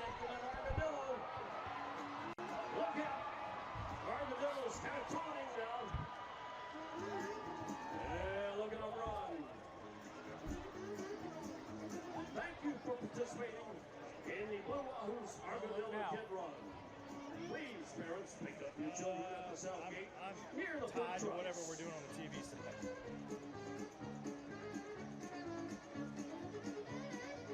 Okay, I think that's all you'll need. Okay, I think that's all.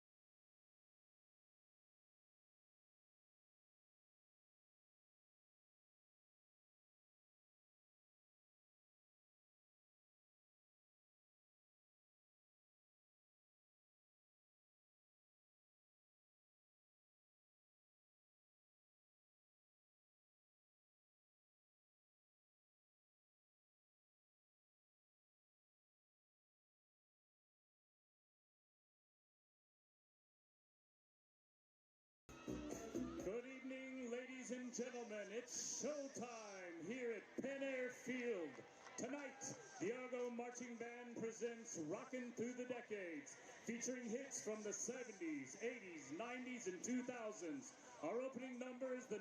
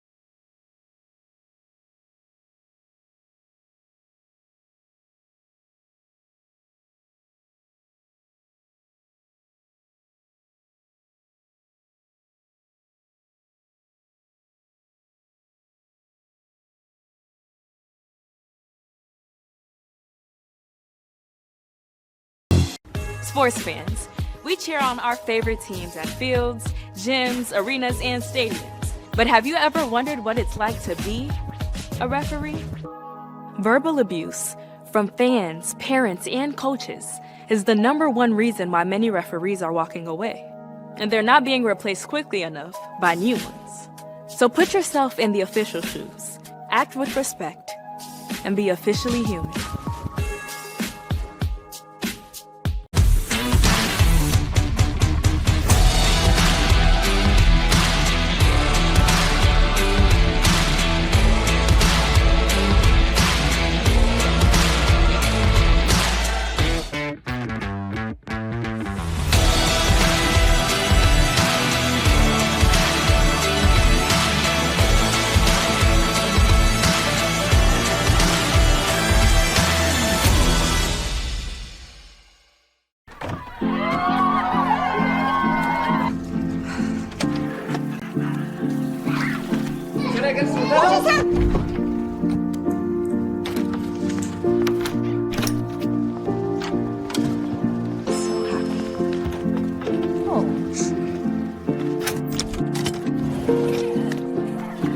Whatever they went through together. Welcome, guys. Life well planned. See what a Raymond James financial advisor can do for you.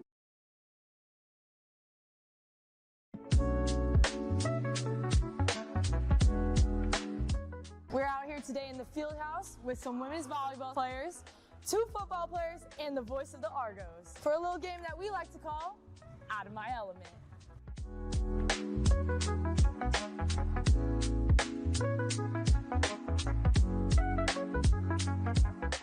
Today, we're going to have the women's volleyball players serving over the net, and these 3 are going to have to return the serve. Hi, I'm Nikki, and I'm from Houston, Texas. Hi, I'm Emily, and I'm from Birmingham, Alabama. Hi, I'm Annie, and I'm from Dover, Ohio. Hi, I'm Tyler, and I'm from Piqua, Ohio. Hi, I'm Cam, and I'm from Gulf Breeze, Florida. Nikki, what do you do to return a serve? Well, usually you just pass the ball, and then you usually go to setter, and they set, and then you have to hit it back over the net. Awesome. Let's see what they got.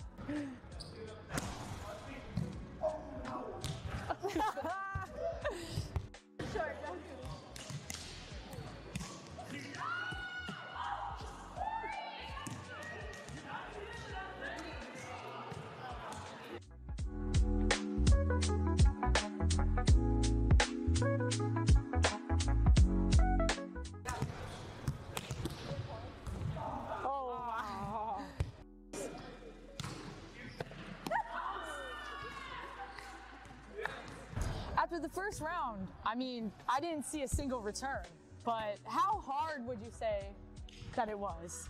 Scale of 10. Oh, scale of 10, I feel like I just really didn't understand the rules and regulations at first and how to hit the ball, but I got it this time. Now that we serving it on, I feel like we finna get this around. That ball's swerving. That's a 9 out of 10 at least. At least an 8. Now we're gonna reverse it, and these guys are gonna serve to the volleyball players.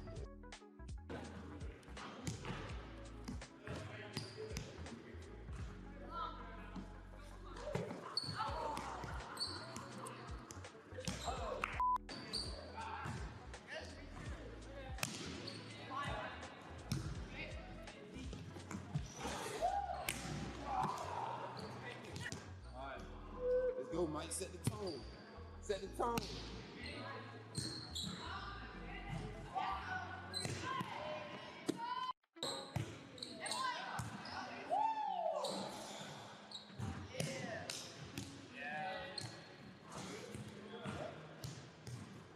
Thank you to our volleyball players. Thank you to our 2 football players and the voice of our Argos for Out of My Element.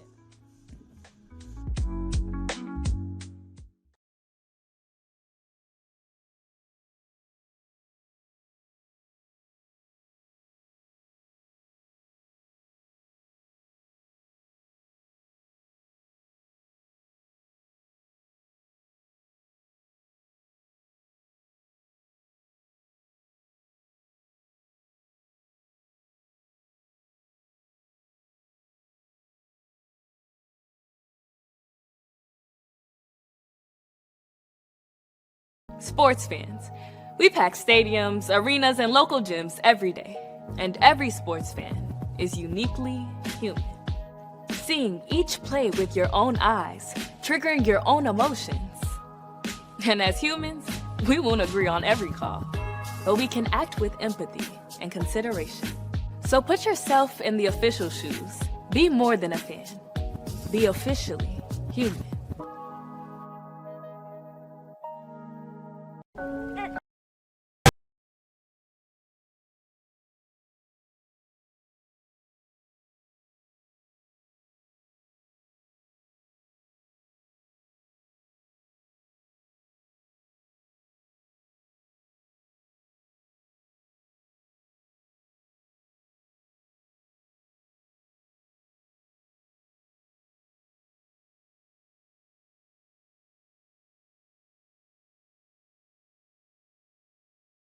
Sports fans, we pack stadiums, arenas, and local gyms every day.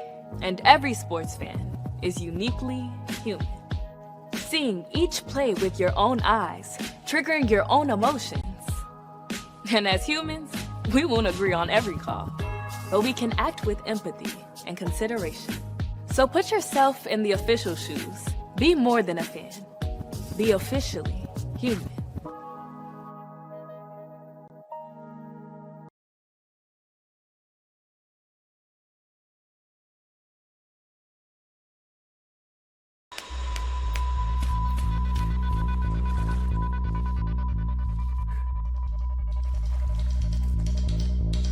For those who sweat in determined pursuit, and those who meet the morning with a firm handshake and a smile, and breathe between stages of unwavering effort.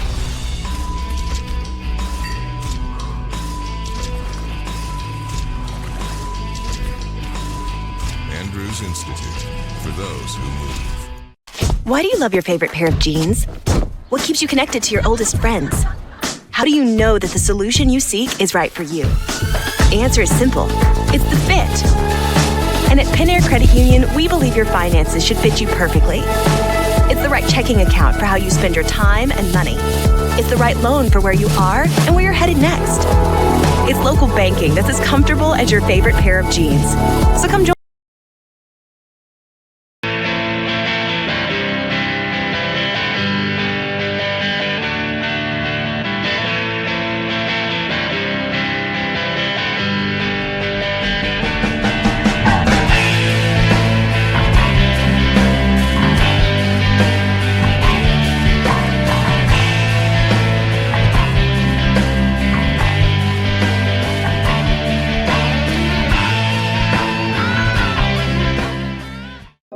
Can health insurance help cure loneliness? Can it take care of your best friend too? Or hold your hand for 9 months? Can it be there for you at 3 a.m.? Or inspire you to go the extra mile? We think so, which is why every day we ask ourselves, what else can health insurance do?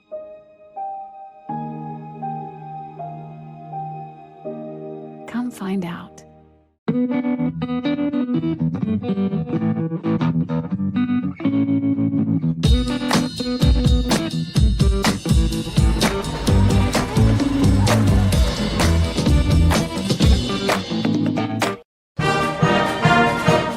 Flynn Built, your hometown touchdown.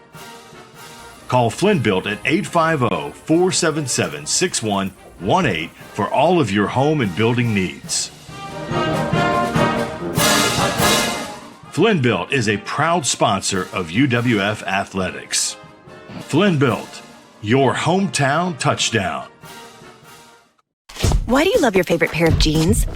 What keeps you connected to your oldest friends? How do you know that the solution you seek is right for you? The answer is simple. It's the fit. And at Penn Air Credit Union, we believe your finances should fit you perfectly. It's the right checking account for how you spend your time and money. It's the right loan for where you are and where you're headed next. It's local banking that's as comfortable as your favorite pair of jeans. So come join us at Penn Air Credit Union. You'll fit right in. And we are back now, I think, live with the TV side of things. Getting ready for half number 2 as the Argos have some work to do. let's dive into some of the stuff from the first half if we have those highlights for you. And it really was the scoring drive. After that Arsenault run, it was a 9-yard pass. Caleb Bass, too wide open. Somehow the Argos lost the big tight end. That was the first points of the game there early in the second quarter of this one. Put the Tigers up 7-0. Argos flipped the field after a great Logan Gregory punt and some good defense. Started the drive from the West Owl 30, Picked up a first down, but then backed out a little bit. Cade Lombardo, though, putting a 28-yarder right through the uprights. Cut the score to 7-3. Argos got the football back inside the final 2 minutes, picked up a first down, but then this happened way too often. Marcus Stokes back there just unable to get away from pressure. And West Owl really cranking things up and getting things set up for West Alabama to get the football back. A back-to-back sacks. The Argos lost 12 yards. West Owl came back, and Argos were able to hold them from getting any more points. And here are the stats. 59 rushing yards for West Alabama, 35 only for the Argos, 93 passing yards for Spencer Arsenault, just 13 passing yards for Marcus Stokes in this UWF offense. 152-48 total yards, no turnovers for either team, although the Argos have played with fire when it comes to that. Argos only have one penalty, so they've held things down pretty well in that aspect of the game, but it has really, really been a tough situation here in the first half of this one for the Argos. And as you heard going to the locker room on the TV side, and I'll recap for the radio listeners, there's going to be a fire in that locker room. Coach Nobles has got to get his guys fired up and get them back on track. Good news is you're only down 4, but you've got to withstand whatever the Tiger defense is throwing at you, and you got to keep Arsenault in check. And it's going to be interesting because West Alabama gets the football here to start the second half. Or the Argos get the football here to start the second half, so they go on offense first. We'll take a break on the TV side so we can get that commercial in and come back and get you ready to roll right into the second half. Radio, you'll stay with me. You are watching Argo football on that side on Flow Sports and the UWF Sports Network. We'll be back on the TV side in a moment.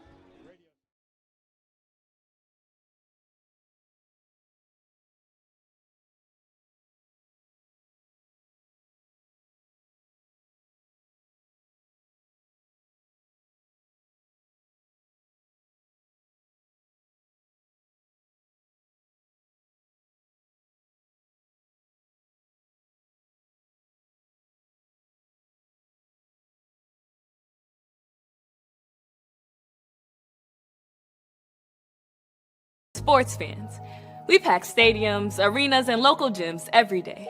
And every sports fan is uniquely human. Seeing each play with your own eyes, triggering your own emotions. And as humans, we won't agree on every call, but we can act with empathy and consideration. So put yourself in the official shoes. Be more than a fan.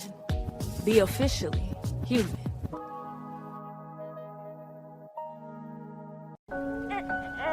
Kevin, meet your father. Kevin. Kevin. Kevin. Kevin! Kevin. Kevin. Kevin. Kevin.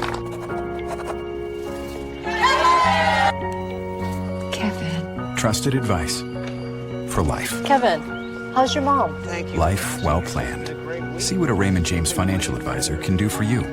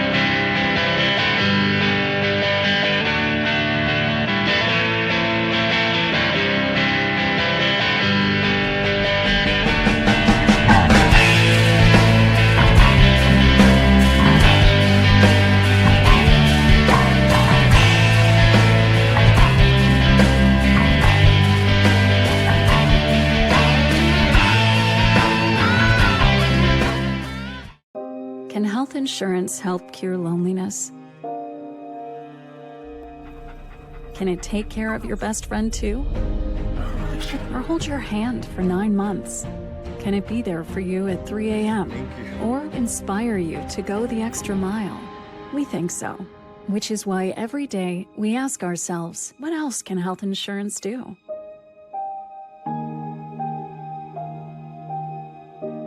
Come find out.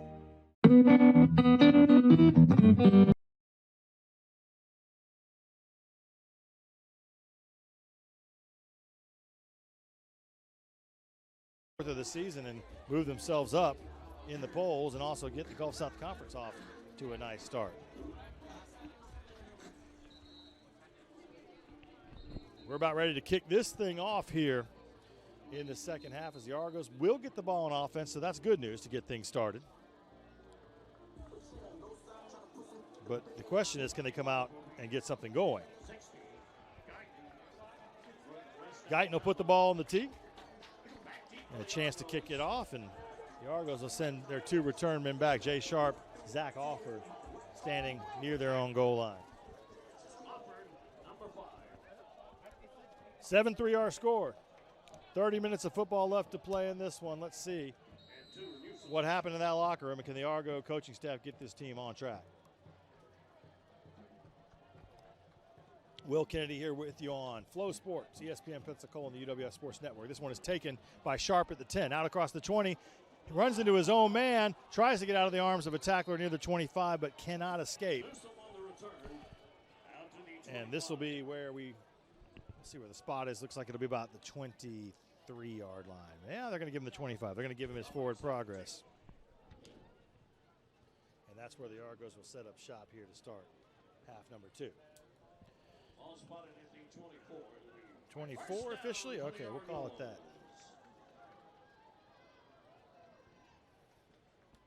We'll see what I'm looking to see here. Marcus Stokes back under center.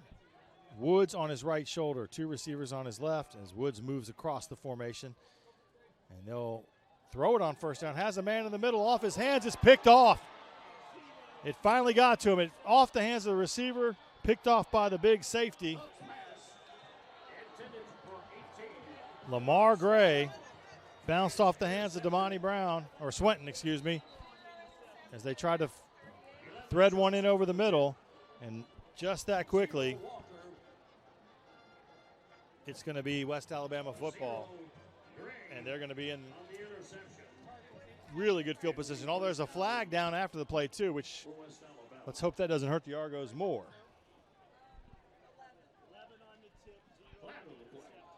So it was tipped by Harris, and Gray with the interception as you take a look at the replay there. And then it's just a mass of bodies as they try to bring the man down. So 3rd interception of the season for Stokes as we await the call.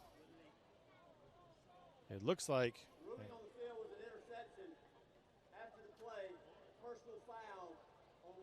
wow, personal foul on the Argos is going to add insult to injury and give West Alabama even more yardage into Argo territory. And Stokes fired that ball into coverage. It was off the hands of Swenton, as you see the replay here on the TV side. And with the penalty, marched the ball down to the 22-yard line. And right on the doorstep of the red zone, Arsenault brings out the offense. 1 play for the Argos, and they turn it over. 2 receivers out to the right, split way out. Single receiver up top. Arsenault will hand off. Right side of the line, there's a hole there. He dances through with the running back before he runs into one of the linebackers. Short gain there for Causey, maybe 2 yards. Colin Shaw may have been the guy that got to him there. 2nd down and 8 from the 20. Arsenault with the back on his right shoulder. 2 receivers on the right, 1 on the left. Ball middle of the field. Arsenault hands it off to Causey. Causey tries the left side, gets just about, 18 inches across the 20. Not much there. It'll set up a 3rd down. Call it the 19-yard line for Causey. Gain of 1. So 2 runs, 3 yards, 3rd and 7. 3rd and a long 7. And the Argo defense is waving, everybody on the sidelines waving the towels. The crowd's got to get up. The cheerleaders are getting them fired up. Argos would love to hold it here, force a field goal attempt. Cannot give up. Touchdown here. Arsenault back to throw. Throws it towards the end zone. Looked like the receiver pushed off the defender, made the catch. It's Caleb Bass again. No flag. It's a touchdown, West Alabama. He clearly put two hands into the DB. You could see it. Easily see it. But regardless, it's going to go for a touchdown. That's not one you can review. Big body Caleb Bass again. Second touchdown catch. 19 yards on the throw from Spencer Arsenault. It's 6 more on the board. 13-3 right now, pending the extra point.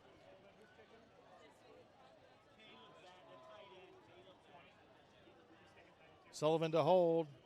Guyton puts it through the uprights. 14-3 is our score. As West Al capitalizes in a big way off the interception. It takes a 11-point lead in this one. It's waiting to see if our red hat guy was going to run out there on the field. He has not. So we will keep it here through the timeout. And when we get an opportunity, we'll go down to Liv Becker, our next chance we get on the TV side of things. That play, questionable, but the officials don't throw the flag. There's nothing you can do with it. So it's a 3-play, 22-yard drive for the touchdown for West Alabama with 13:30 left here. They jumped that lead out to 14-3. Running a minute and 11 seconds off the clock. For the Argos, 5, Zach Offord and Jay Sharp will go back to do it all again, take another kickoff here. I don't want to speculate, but you wonder if maybe the Argos need to shake things up a little bit offensively. This kick is squibbed inside the 10. It takes a weird bounce. Offord's going to pick it up across the 15 to the 20. Across the 25 out near the 30. A guy comes flying in late. Should have been a late hit. Wow, they are letting this get really chippy down here. Literally, Zach's on the ground, and one of the Tigers comes in and hits him after the play is completely over. 29 will be the starting point for this one. And I don't say that from a homer standpoint. You can see it. It's on TV. It's pretty easy to see what happens at the end of this play. 14-3 the score. West Al dominating this football game. The Argos will trot the offense back out there. Stokes comes out again. Jamontez Woods on his left shoulder. 2 receivers to the right. Single towards the home sideline. Got to shake off the interception, get right back to it. Need to put some points on the board sooner rather than later. They'll run it to the right. Oh, not a horse collar tackle? Interesting. Woods is brought down for a loss on the play. The tackle is clearly up high. Loss of a few yards on the play. Yeah, horse collar tackle, grabbed him up around the neck. Again, if you're a West Alabama fan watching this, you can see it right there on the TV. That's a penalty in every league, including the NFL, but not called. This crew, interesting. Usually don't get on the officials, but that's 2 big calls or no calls, as the case may be. Loss of 2 on the play. Brings up 2nd and 12. Stokes backs, throws a screen, but fires it to the right of Offord, who was coming back towards him, and it goes for an incompletion. So 3rd and 12 now.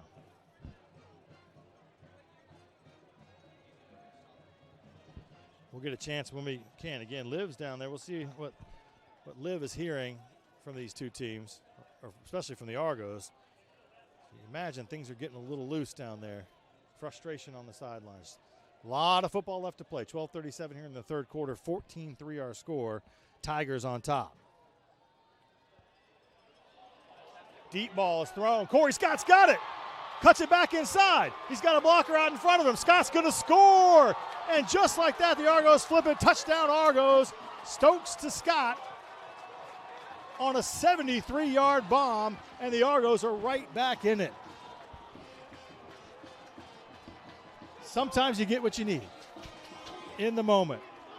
Huge play by Marcus Stokes. And the coaches next door, they're fired up. You want to talk about manna from heaven. That was huge. Corey Scott hadn't caught a ball all game, and Marcus Stokes fades back, slides up in the pocket, and just delivers on the run. And Scott does the rest of it. PAT is up, and it is good, and the Argos have cut it back to a 4-point game. We'll take a break with the two teams. Our score 14-10. Argos trail the Tigers. You are listening to and watching Argo football.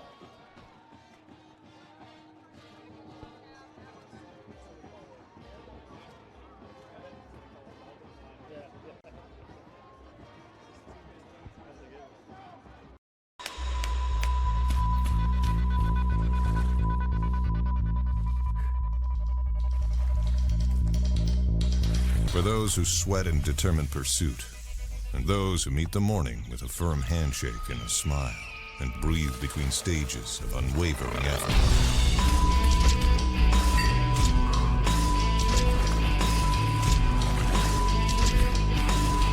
Andrews Institute, for those who move. Why do you love your favorite pair of jeans? What keeps you connected to your oldest friends? How do you know that the solution you seek is right for you? The answer is simple. It's the fit. And at Pinair Credit Union, we believe your finances should fit you perfectly. It's the right checking account for how you spend your time and money. It's the right loan for where you are and where you're headed next. It's local banking that's as comfortable as your favorite pair of jeans. So come join us at Pinair Credit Union. You'll fit right in. I'm just being myself, cool as can be. When I'm being myself, you wish you were me. It's so easy. Get out your own way. Easy peasy, breezy, done. What's the point if it ain't no fun? I don't. Flynn Built, your hometown touchdown. Call Flynn Built at 850-477-6118 for all of your home and building needs. Flynn Built is a proud sponsor of UWF Athletics. Flynn Built, your hometown touchdown.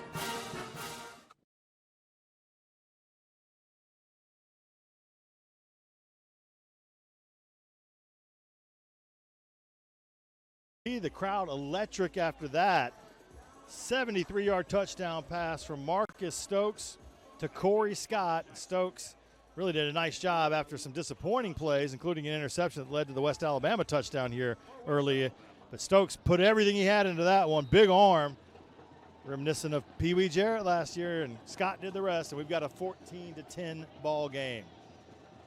Patterson walking into this one. Let's see if he can put the big leg into it. Up high, it's going to be returnable. Caught inside the 10. The Argos come down.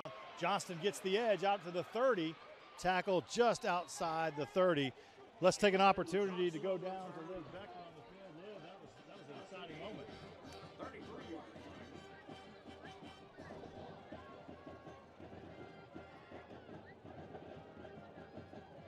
It's first down for West Alabama. Thank you, Liv. And for the radio audience, Liv was just saying, yeah, the coaches down there said even after the interception, after they gave up the touchdown, keep your head up. A lot of football left to play, and certainly that's the way it panned out as they come right back, get the big touchdown play, really the first big play of the season for this Argo offense, and it's a 14-10 game. West Al will start from the 33 after a nice return here with 12:18 left in the third quarter. A little pass out here to the side. They find the big receiver, and he's running for the sideline to get out of bounds. Arsenault finds Silas Thompson, 6'2", 190 grad student, and he is a big body.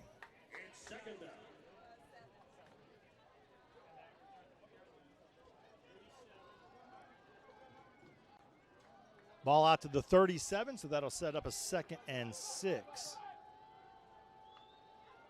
Arsenault back to pass. Pressure coming off his right. He tucks it down. He's going to run. He's got defenders coming to get him, and it's Aiden Sweat.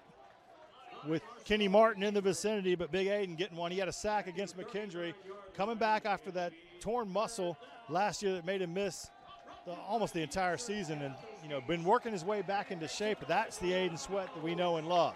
Gain of 2 to the 39. It's going to bring up a 3rd and 4. The Argos with an opportunity here to try to get off the field and get the football back to an offense. It's got to be buzzing down there on the sideline right now. Arsenault takes a snap. Here comes the blitz. Ralph Ortiz is on his back. Ortiz and company are going to get to him. Ortiz blew that play up, and the Argos meet at the quarterback, and that's going to force a punt. And all of a sudden, the energy in the building, the momentum, if you will, has shifted. It has flipped. Big sack there. Ball is spotted back at the 32. So a loss of 7 brings up 4th down. Sullivan back to punt. Lemons back to return. This is a good kick. Tight spiral. Lemons under it. Did he put up a fair catch? Yeah, he did. Clearly, he waved fair catch because the official threw a beanbag down, and then the guy ran into him. The coaches next door are going nuts, and I don't blame them because this is now three absolutely ridiculous no calls by this officiating crew.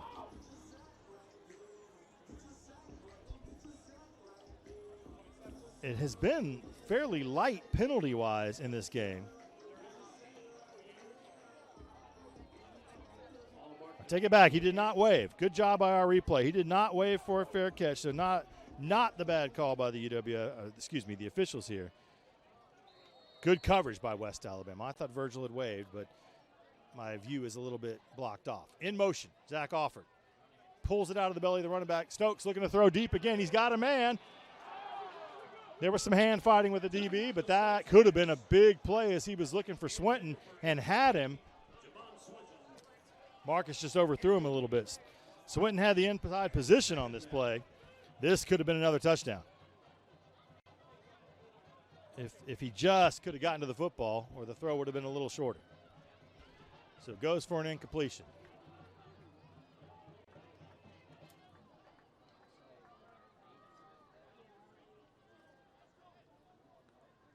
Second down and 10. Argos will roll. Stokes out. He'll fire it. He's got Scott. Scott makes the catch out at the 34 is where they're going to spot him. So a good gain on the play. It picks up some yardage. Sets you up with a 3rd and 4. Gain of 6 on the throw and catch. Corey Scott starting to really get involved here, obviously with the 73-yard touchdown, but that was a good look. And I like letting Stokes move the pocket, roll out. They seem to be doing that here in the second half. They'll come tight here on 3rd and 4. Nobody split out wide. They'll fake the run. Stokes is looking deep. He fires it, but he does not have a receiver in the vicinity. He just looked to throw it with pressure coming. He had a man in the flat, I think, if he would have dumped it off there. But instead, it's just a long incompletion, and it's going to bring up a punt. So after touchdowns from both teams, it's 3 and outs for both teams. With 9:33 left, we have a stop and play. 16, Logan Gregory.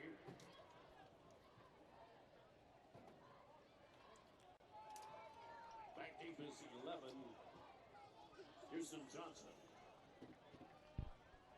Logan Gregory, who's been really good this game, gets another good one. It's going to bounce in front of the return man, take an Argo bounce, but the return man steps up. Johnson picks it up, gets out across the 35, out near the 40. That was a heads-up play and a great return from number 11. That's going to bring a stop in play. West Al will be on offense next. 14-10 our score, 9:23 left in the third quarter. We'll break with the two teams. You're listening to and watching Argo football.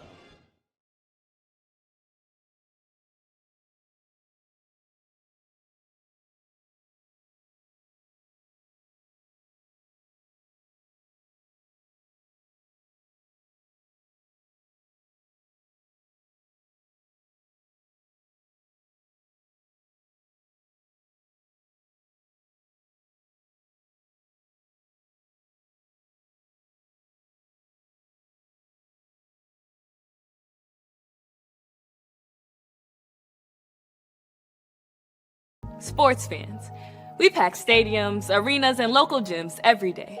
And every sports fan is uniquely human. Seeing each play with your own eyes, triggering your own emotions. And as humans, we won't agree on every call, but we can act with empathy and consideration. So put yourself in the official shoes. Be more than a fan. Be officially human.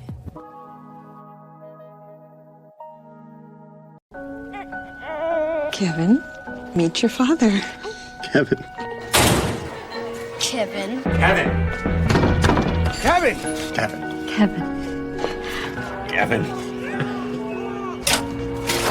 Kevin. Kevin. Trusted advice for life. Kevin, how's your mom? Thank you. Life well planned. See what a Raymond James financial advisor can do for you.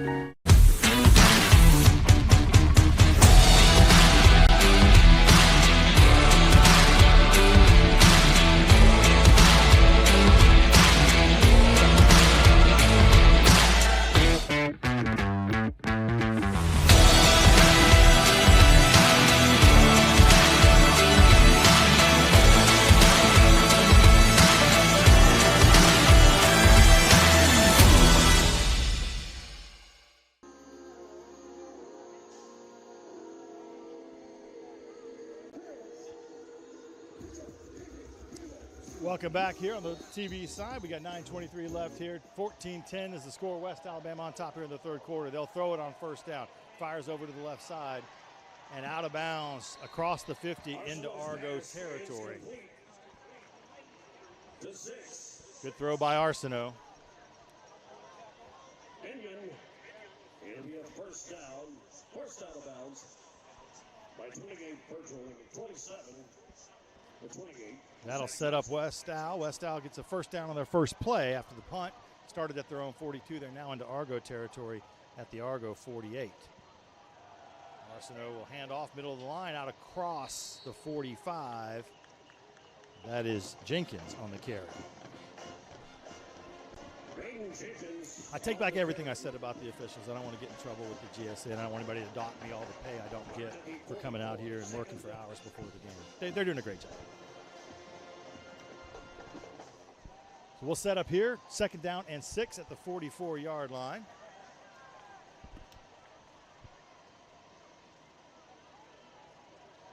Arsenault back, two backs in the backfield with him. He'll pull it, he'll throw it. He's got his big receiver over here on the side. He was bobbling the ball going out of bounds.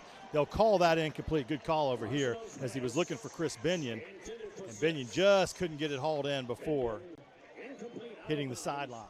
So that sets up a 3rd and 6. You know what the best part is? The bugs have started to sweep into the open air press box here, and they're now bothering everyone, including me, biting me in the neck here.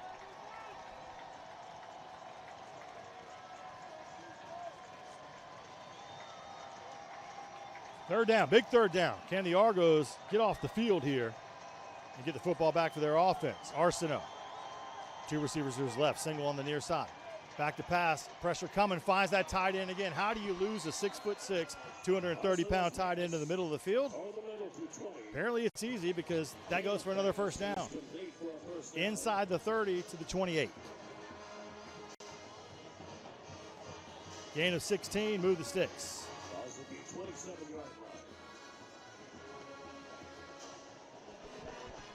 So West Al on the move again, up 14-10, 7:46 left in the third quarter, of this one. Arsenault, single receiver out on each side, hands it off. They'll run the right side of the line. Jenkins gets going, but not before he's going to get pulled down by Will Breland. Breland finding the ball carrier, grabbing hold of that jersey and hanging on. Good job by 35 right here. Knifing through there and keeping that to a 2-yard gain. Ball at the 26 now, 2nd and 8. 2 receivers out to Arsenault's left. The big tight end Bass drops into the backfield. Running back on the left shoulder. They'll pull it, they'll throw it. Slant route over there, finds his receiver short of the first down. They're going to mark him at the 20 as he found Walker. Walker couldn't spin away from the defender over there. So that'll set up a 3rd and 2 from the 20. Big third down play here. In field goal range for Guyton, no doubt about that.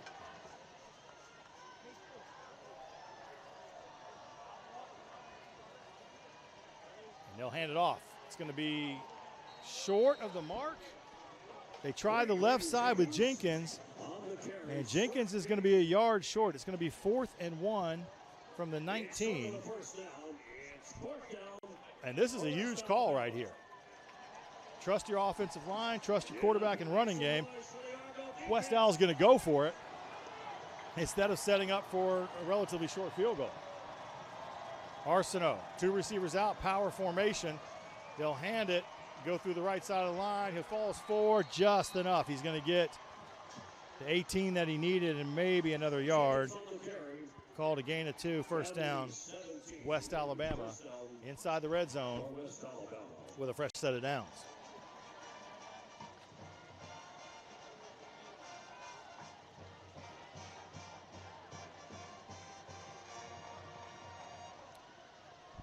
Arsenault brings it back to the line of scrimmage. 1 receiver out on each side of the set. They'll hand it off, go right side again. Through the hole, through a tackle, finally dragged down by DJ Barnes. It's Jenkins inside the 10, down near the 5. And one of the officials is running back talking to Brett Gilliland on the other side. No flag on the play, it looks like. Offside on the defense, actually, so Brett over there is going to decline that penalty. And the ball goes down to the 5-yard line. It's a first down for the Tigers, and they got 1st and goal from the 5.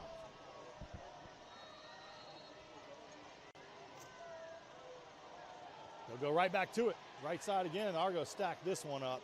Nothing doing there. And they'll bring Jenkins down with a no gain. Good job of several Argos getting in there to the football and stopping this one short. Trying to see who the first body was in there.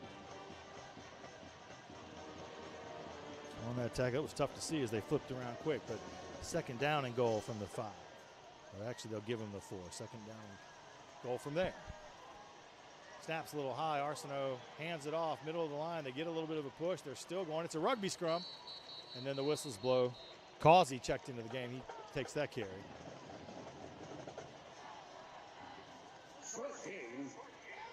Some new bodies running in for this Argo defensive line. Michael Gary and Kenny Martin coming in. Just a massive humanity right there on that one. And it got stood up. Down to the 3, gain of 1. 3rd and goal from the 3.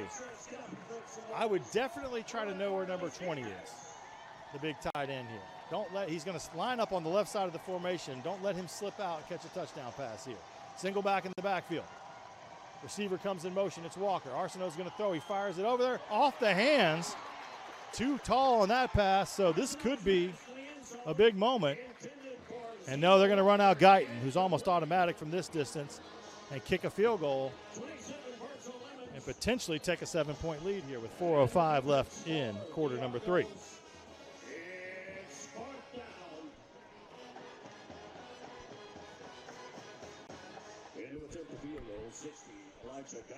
Elijah Guyton comes in, again, perfect on the season, 8 of 8 on field goal attempts. He'll look to make it 9 of 9 here. The ball is spotted at the 16, so 26-yard field goal attempt.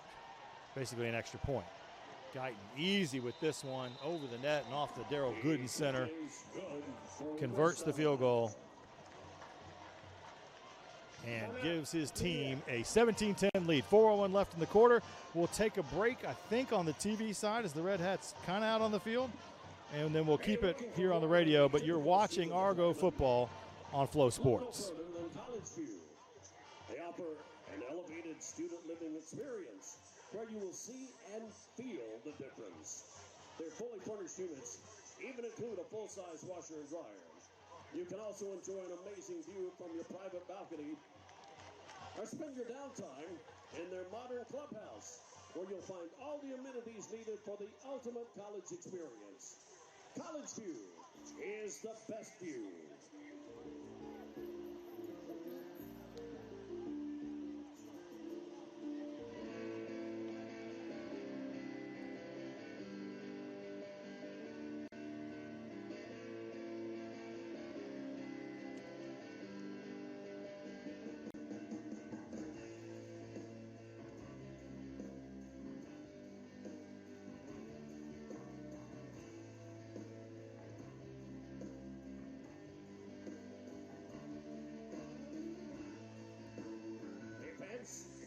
Season ticket plans and group outings are now available for the 2025 Pensacola Blue Wahoo season. Season ticket members enjoy discounts, exclusive access to team events, and the ability to easily resell and transfer your ticket. And with a wide selection of party decks available, group outings are a great way for coworkers, team members, and organizations to enjoy an exciting night of baseball entertainment. For more information, stop by the Blue Wahoo Stadium Ticket Office or visit BlueWahoos.com. And we'd like to take this time to thank our UWF team physicians, Dr. Josh Hackle and Roger Ostrander, for providing sports medicine coverage at UWF athletic events.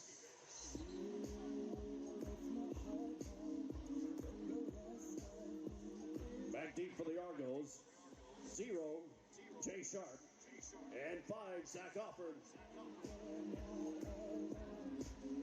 And we welcome you back in here on the TV side. 4:01 left in quarter number 3, 17-10 West Alabama on top of this one. Top 25 matchup. The 12th ranked Argos, the 23rd ranked Tigers. It's been the Tigers out in front the entire way in this one. And they've just extended their lead back out to 7 points. With the 26-yard Elijah Guyton field goal, and the ball's on the tee, ready to kick off and put the ball back in the Argos' offensive hands. This one is taken inside the 5 by Jay Sharp. Sharp finds a little bit of a seam, gets across the 25, had kind of one man to beat, and then he might have hit the outside, but nice tackle flying down there. West Alabama able to put Jay on the ground. Great replay from behind on the TV side. You can really see what the return man sees in front of him, and he had a couple blockers, and if he could have gotten away from that tackle, the last one, the one that got him, might have opened things up a little bit, but the Argos will start this drive from the 33. Actually, no, they'll start from 29. Look at the scoreboard, and they give me the wrong. No, it's the 29. I can just look at my eyes and see down here. 29-yard line, 3:54 as we start this. Stokes runs out to the left, puts a shoulder into a defender. Flags come flying in behind the play. Marcus Scott to the 30. A gain of 1, but we'll see what the laundry is for.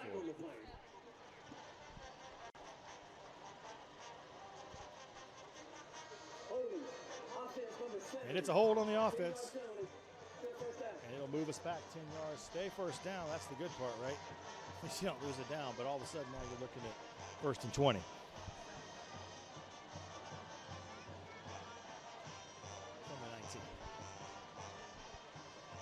When you're putting yourself in these holes, it makes it extremely difficult to get much going offensively. 3 penalties for West Alabama for 25 yards. The Argos were at 3 for 26 before that one. So not a lot of flags thrown in this one. I guess in the NBA you would say you're letting them play. They'll stretch it out here on a run play to the left, and Woods has nowhere to go. Knocked out of bounds at the 20, gain of 1. Bring up 2nd and 19. West Alabama player down over here near the Argo sideline as the Argo training staff jumps out to try to help him. Here comes some folks in red to work with him too. So the numbers, at least for Stokes, he's 4 of 15, but does have a 73-yard touchdown, so up to 92 yards passing, an interception and a touchdown throw, but really not able to get any rhythm going in the passing game. That's really a lot of passing games are predicated on rhythm. Getting the football out quick, finding open receivers, and then taking your deep shots.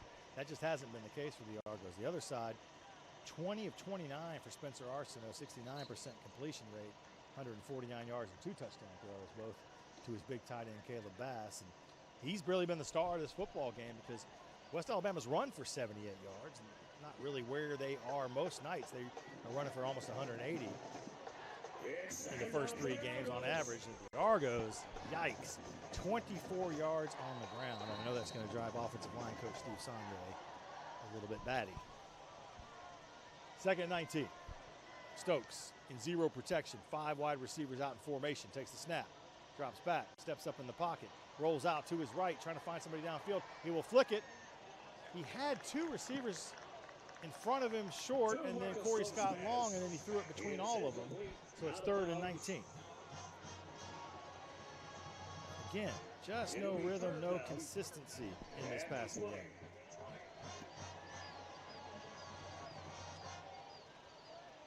Jay Sharp will check back in at running back. What's in your playbook for 3rd and 19? Statue of Liberty. Double reverse. The fumble Rooski. Let's do it. One of those, flea flicker, anything. Zach Alford comes in motion. Marcus takes a snap, fades back. They're going to run a screen. I did not have that one on my bingo card. To the 20, maybe across the 20 to the 21. It's not going to get much at all, and it's going to set up a punt. The Argos go 3 and out. And really don't run much time off the clock at all. A minute and some change. As Logan Gregory trots back out for another punterooski. Gregory punted twice against McKendree, is now looking at punt number 8, or 7, number 7 in this football game. They're coming this time. Gregory gets off a good one, gets run into again. He's down on the ground. No laundry there. And the return is on for Johnston. He goes into Argo territory, across midfield, out about the 47-yard line. That's where West Al was set up. I don't know. Logan Gregory kicks the football. He winds up on his back. Maybe he dove. Maybe it was like a soccer player.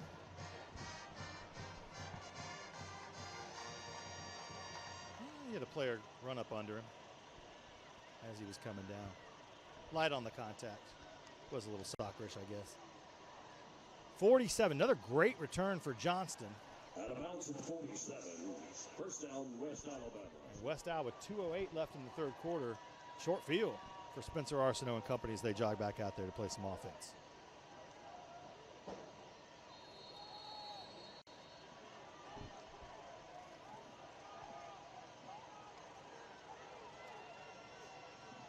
Arsenault.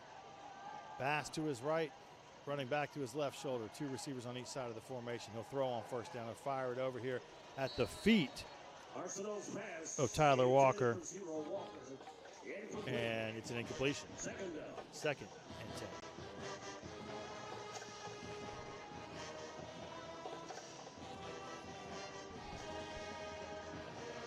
Argos have got to hold West Al. 7 points in this game feels like a lot. As we sit at 17-10, Tigers in front of the Argos with 2:04 left in the 3rd quarter. I don't think you want to fall much further behind than that. You want to keep it at a 1-score game. That is definitely the plan.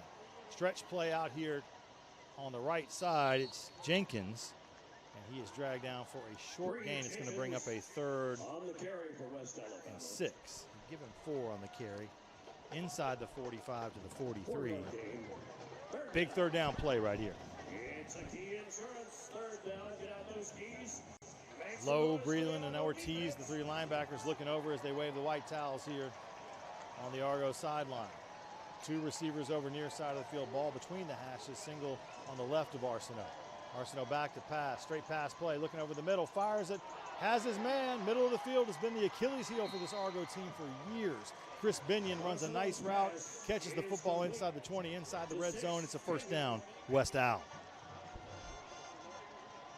Arsenault had all kinds of time. Great job by the offensive line, and Binion just ran a route, got away from the corner over there, and the safety couldn't get up there in time. Cody Lowe almost tipped that pass, but Binion had run away from Virgil, and Cam Canterbury couldn't get over there. Ball is at the 15. They'll throw it. Ball is tipped. Looking for the Walker over the middle, but it goes for an incompletion.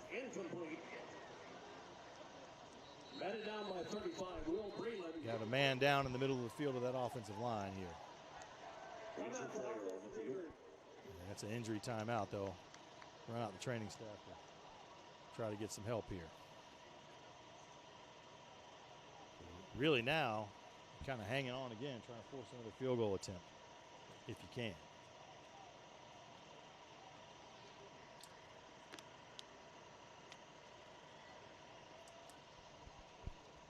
Quiet here in the stadium. Of course, the energy kind of gets, it ebbs and flows, gets sucked out of the room a little bit. Obviously when a player is down, but when the Argos have had that juice for a second on the big touchdown play, and then have kind of stalled out on offense the last couple times. So this has been a weird third quarter. Interception on the first offensive play of the quarter that led to a West Alabama touchdown a few plays later. And then the Argos strike right back with a bomb. And then it's been kind of back and forth until the field goal by West Alabama on that 13-play drive. And now West Al is inside the 20 again. This is an Argo team, as I mentioned, that has to go on the road next week to Grand Valley State, the number two team in the country. Valdossa's third, right behind them. Again, Valdosta with a massive win tonight, 73-0 over Erskine. In a first, kind of full week, a lot of Gulf South Conference games. Not a full week because Delta's playing Fort Valley this week. So we'll dive in and try to keep you updated on those now that those games have gotten a little deeper. North Greenville on top of Mississippi College 22-7 over in Clinton tonight as both teams looking for their first win in that contest. Here comes the snap. Second down from the 15. Arsenault had Bass in the middle with Will Breland on him and just threw it away as he had some pressure coming. So all of a sudden it's 3rd and 10 from the 15-yard line. Argo's got a chance here to force a field goal attempt. Big third down play here. It's in the stadium, it's a Key Insurance third down. They said get your keys out and make some noise with them. Right now, Fort Valley on top of Delta with 8:14 left in the third quarter, 17-10. And again, we'll keep you rolling, keep you abreast of those games as we go forward. Big third down play coming here. 43 seconds left in quarter number 3. Arsenault, a back or tight end on one shoulder, back on the other. They'll run it right side. They're not going to get it. Arsenault ends up on his back. Ball gets down to the 13-yard line. Maybe the 12, gain of 3. And that'll bring up 4th down. And as the clock rolls to the end of the third quarter, they'll bring Guyton out. This should be, see where the holder finally ends up, where Sullivan ends up. Yeah, they're kind of milling around a little bit. They're going to let the quarter, I think, expire and then kick it on the other end.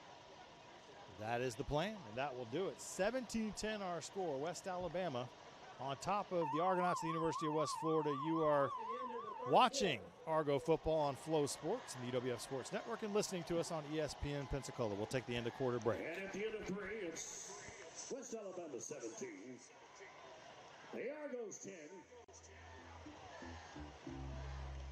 Fans, the next West Florida football home game.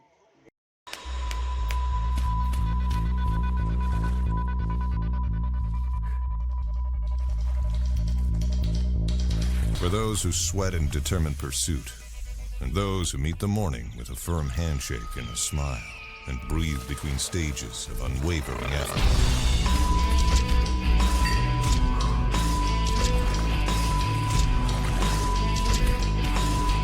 Andrews Institute, for those who move. Why do you love your favorite pair of jeans? What keeps you connected to your oldest friends? How do you know that the solution you seek is right for you? The answer is simple. It's the fit. And at Penn Air Credit Union, we believe your finances should fit you perfectly. It's the right checking account for how you spend your time and money. It's the right loan for where you are and where you're headed next. It's local banking that's as comfortable as your favorite pair of jeans. So come join us at Penn Air Credit Union. You'll fit right in. I'm just being myself, cool as can be. When I'm being myself, you wish you were me. It's so easy. Get out your own way. Easy peasy, breezy, done. What's the point if it ain't no fun? I don't. Flynn Built, your hometown touchdown. Call Flynn Built at 850-477-6118 for all of your home and building needs. Flynn Built is a proud sponsor of UWF Athletics. Flynn Built, your hometown touchdown. Back with you here on the TV side.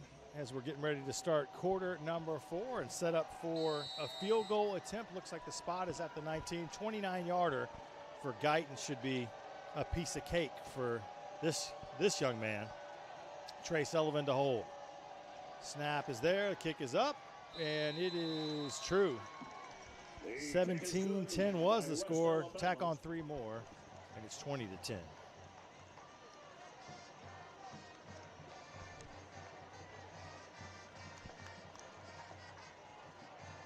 So for the radio side, quarter starts with a 29-yard field goal attempt. Elijah Guyton up and through, and it's 20-10 with 14:56 left in this football game. Almost a full quarter to play, but now you're down 2 scores. A 10-point gap as the Argos have given up 2 pretty good punt returns and a kick return was mixed in there too, but 2 punt returns that have set up this West Owl offense, and they've taken advantage of it to their credit. Taking it down the field and punched in for 2 straight field goals on their last 2 possessions. This one's going to go 7 plays, 36 yards. It's stalled out at the 15-yard line. It's a 29-yard field goal for Guyton, who is now 10 of 10 on the season. He's perfect from field goal range. He's perfect 12 for 12 from PATs. Hadn't missed a kick yet. The ball's on the tee and into the air. It is actually Butchers kicking off. And the return is on out across the 25 before the player is tripped up. We got some pushing and shoving behind the play with the ref step in and talk to some people, and their flags are thrown. Trying to see if there was somebody different in the return game for West Alabama. That kick return from Contravius Blanks, number 34. Injury on the tackle.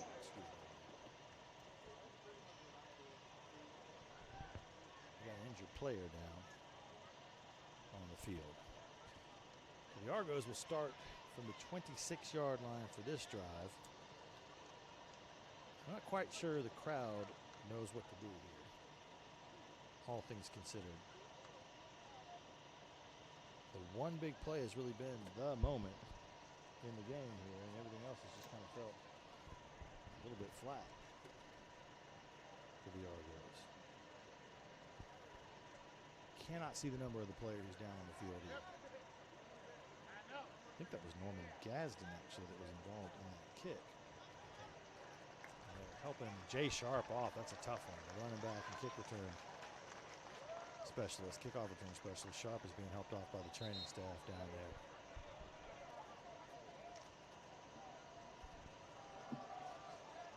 It's first down for the Argos. Argos bring the offense back out. A full quarter to play. Got to find a way to put 2 scores on the board. Stokes with 2 receivers to his left, single back on his right shoulder. They'll run on first down, right side of the line. Woods gets a couple yards and then gets thrown down pretty quickly. Give him the 29, gain of 3. Second and 7. Really, it's just so quiet in here right now.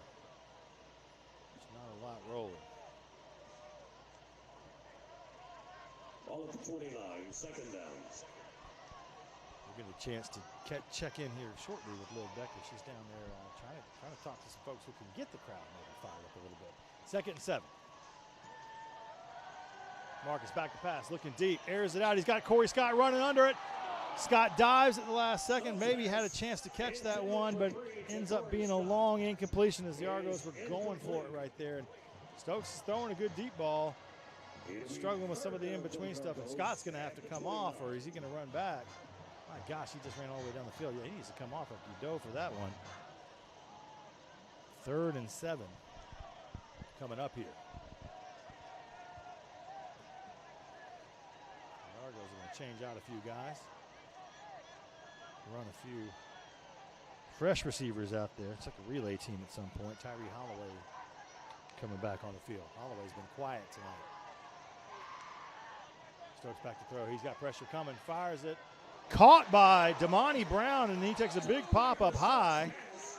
But it's enough for a first down out across the 40. Good throw by Stokes, but an even better job of climbing the ladder and catching this pass by Damani Brown.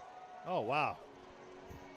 Top points the ball, high points the ball. Takes a big hit from Ishmael Naylor, but hangs onto that football out to the 41, gain of 13, first down, Argos.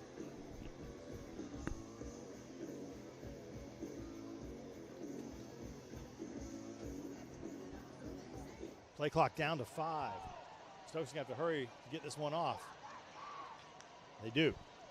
Beats the play clock, throws the football, has a man. It's his tight end, Jake Robinette. Middle of the field, 9 yards on the throw and catch, out to midfield exactly. It's going to set up a second down and 1.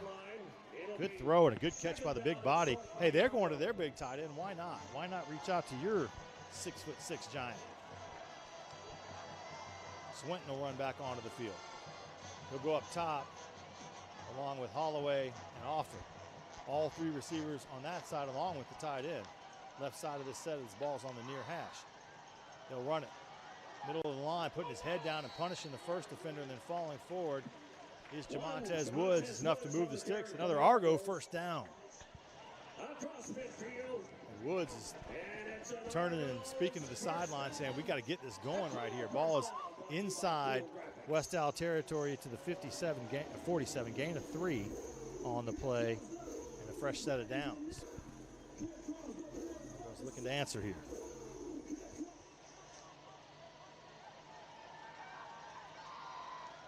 Stokes with 2 receivers out to his left. They'll run a little bit of a trick play, reverse to Corey Scott. He's got a blocker out in front of him, but West Al does a nice job of extending that play out.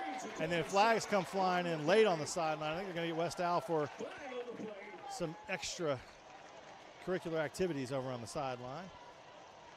And that may cost 15 yards.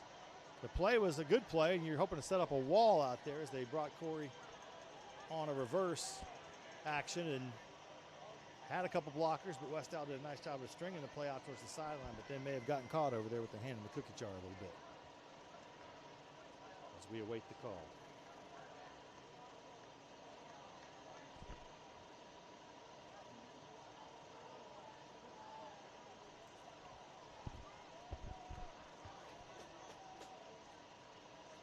So we'll see what the call is.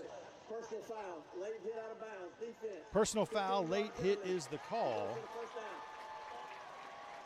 And that moves the Argos deeper into West Alabama territory, so a costly penalty for the Tigers. And again, Scott gets out of bounds, and then he's clearly in the white, and he has a big body fall on him. They usually get you for that. You can see all that white under your feet. So with the penalty, moves it down to the 29-yard line. And the Argos will go 1st and 10 from there. You need at least 3. You want to get 7, obviously, but you're down 10. Offer comes in motion, then goes the other way, trying to read what the defense is giving you there. Pulls it out, throws it over here off the hands of Zach Offer, just too tall for him. Stokes on the RPO, pulled it out of the running back's belly, and then just kind of missed his receiver, so that'll set up 2nd and 10. Second down. Game is flipping along now. 11:38 left. Argos will go on 2nd down now. Everybody looking down at their play sheets, their wristbands, their belts, whatever it is, wherever it is you're stashing that these days. 2 receivers out to the right side of the set, single up top. Stokes rolls to his right. He's looking downfield, fires it, has a man, has him open. Just outside the 10-yard line. Nice throw, finds Javon Swinton. He's knocked out of bounds about the 12. It's going to be a gain of 15 or 17. 17 on that one, and it'll set up a 1st down.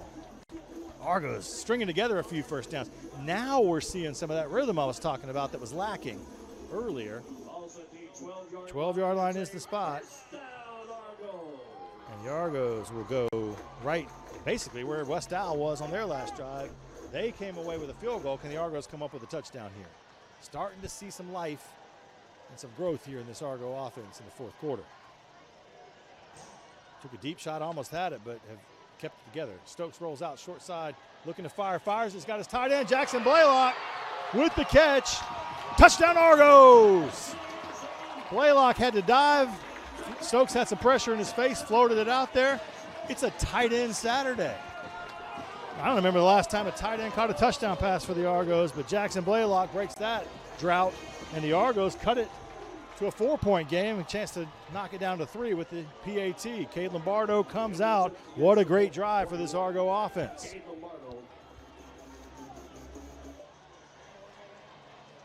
Lombardo on. Mike Rich to hold.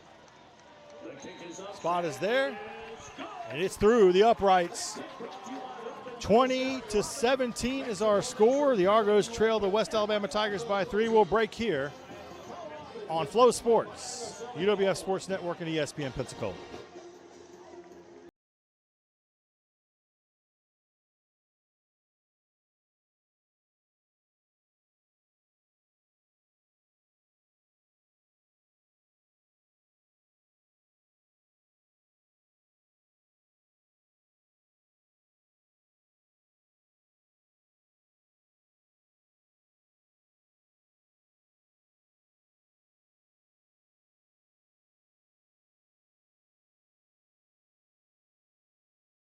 Fans. We pack stadiums, arenas, and local gyms every day. And every sports fan is uniquely human. Seeing each play with your own eyes, triggering your own emotions. And as humans, we won't agree on every call, but we can act with empathy and consideration. So put yourself in the official shoes. Be more than a fan. Be officially human.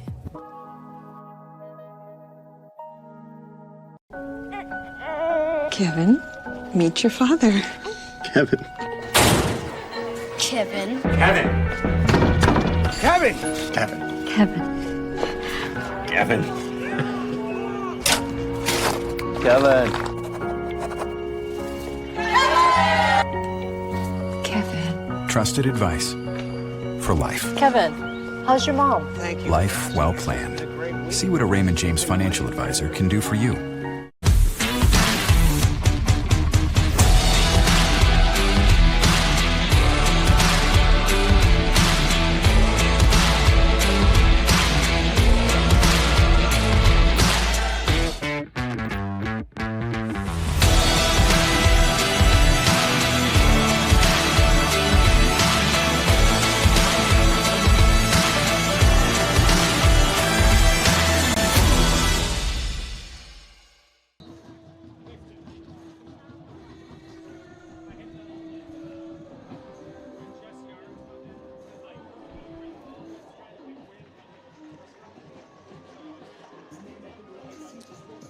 Touchdown drive.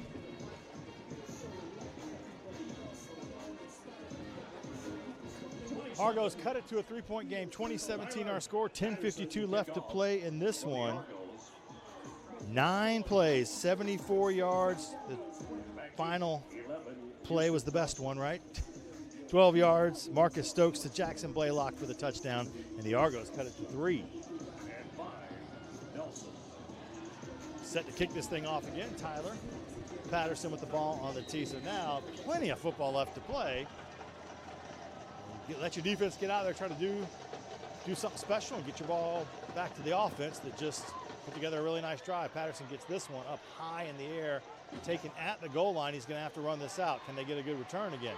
Cuts it back towards the sideline out near the 30. That is a good return, and really, you want to kick that ball out through the back of the end zone. Let's go down to Liv Becker, who's got a special guest down there on the sideline. I'm down here with Katie, the cheer captain. And Katie, how was the energy after that first touchdown down here? It was awesome. Everybody got really hyped up about it, and I think it's going to be a really good rest of the game. How are you getting the whole crowd hyped up? Honestly, third downs, we really get people hyped. We're running around, screaming, jumping up and down, screaming at everybody. It's pretty much all we really do. Thank you, Katie. Thank you, Liv. Liv was talking to one of the cheerleaders down there for us, and, you know, that's their job to get the crowd fired up, but offensive touchdowns certainly help that. Can the defense get out there and do their thing now? This drive starting at the 26 for West Alabama. If somebody's helmet came off, they'll run it on the right side. And we'll see what happened with that helmet right there. The gain for Webb out to the 30. I'm going to give him a little more than that. Looks like they're going to take him across to the 31. It should be a gain of 5. Sets up a 2nd and 5. Good play there to get the drive going if you're West Alabama. A lot of football left in front of this one as we've hit the 8:45 mark here local time. They'll go back to Webb. They'll run the right side again. The defense this time says no, no, no, and this may go as a loss on the play, looking like they're running the spot in there. Good job by this defense of setting up a third down. Yeah, knocking back to the 30. Tackle for loss on the play. As they saw that one coming, the Argo gang green again on that tackle.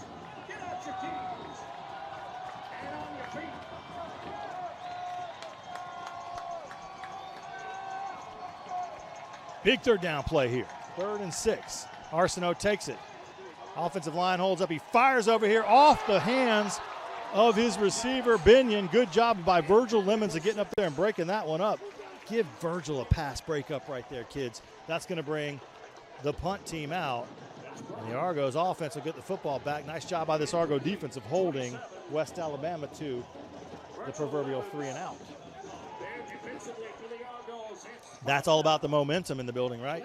Score a touchdown, come out on defense, hold the other team. Great job on these replays by the team in there in the control room. This one's a good punt. Virgil Lemons is going to take it at the 30, up the middle to the 45, 50 into West Al territory, dragged down at the Tiger 45. So Virgil has been quiet, and then he sneaks one out on you like that out of nowhere. Grab that ball about the 32 or 3, and then just cut it upfield for a really nice return of about 17 yards or so. And he set up the offense inside West Al territory. Virgil Lemons just kind of calmly says, I've got this, and then just boom, right up the middle. Past a couple of guys. And the Argos will start this one at the West Alabama 44-yard line with 9:24 left, trailing 20-17.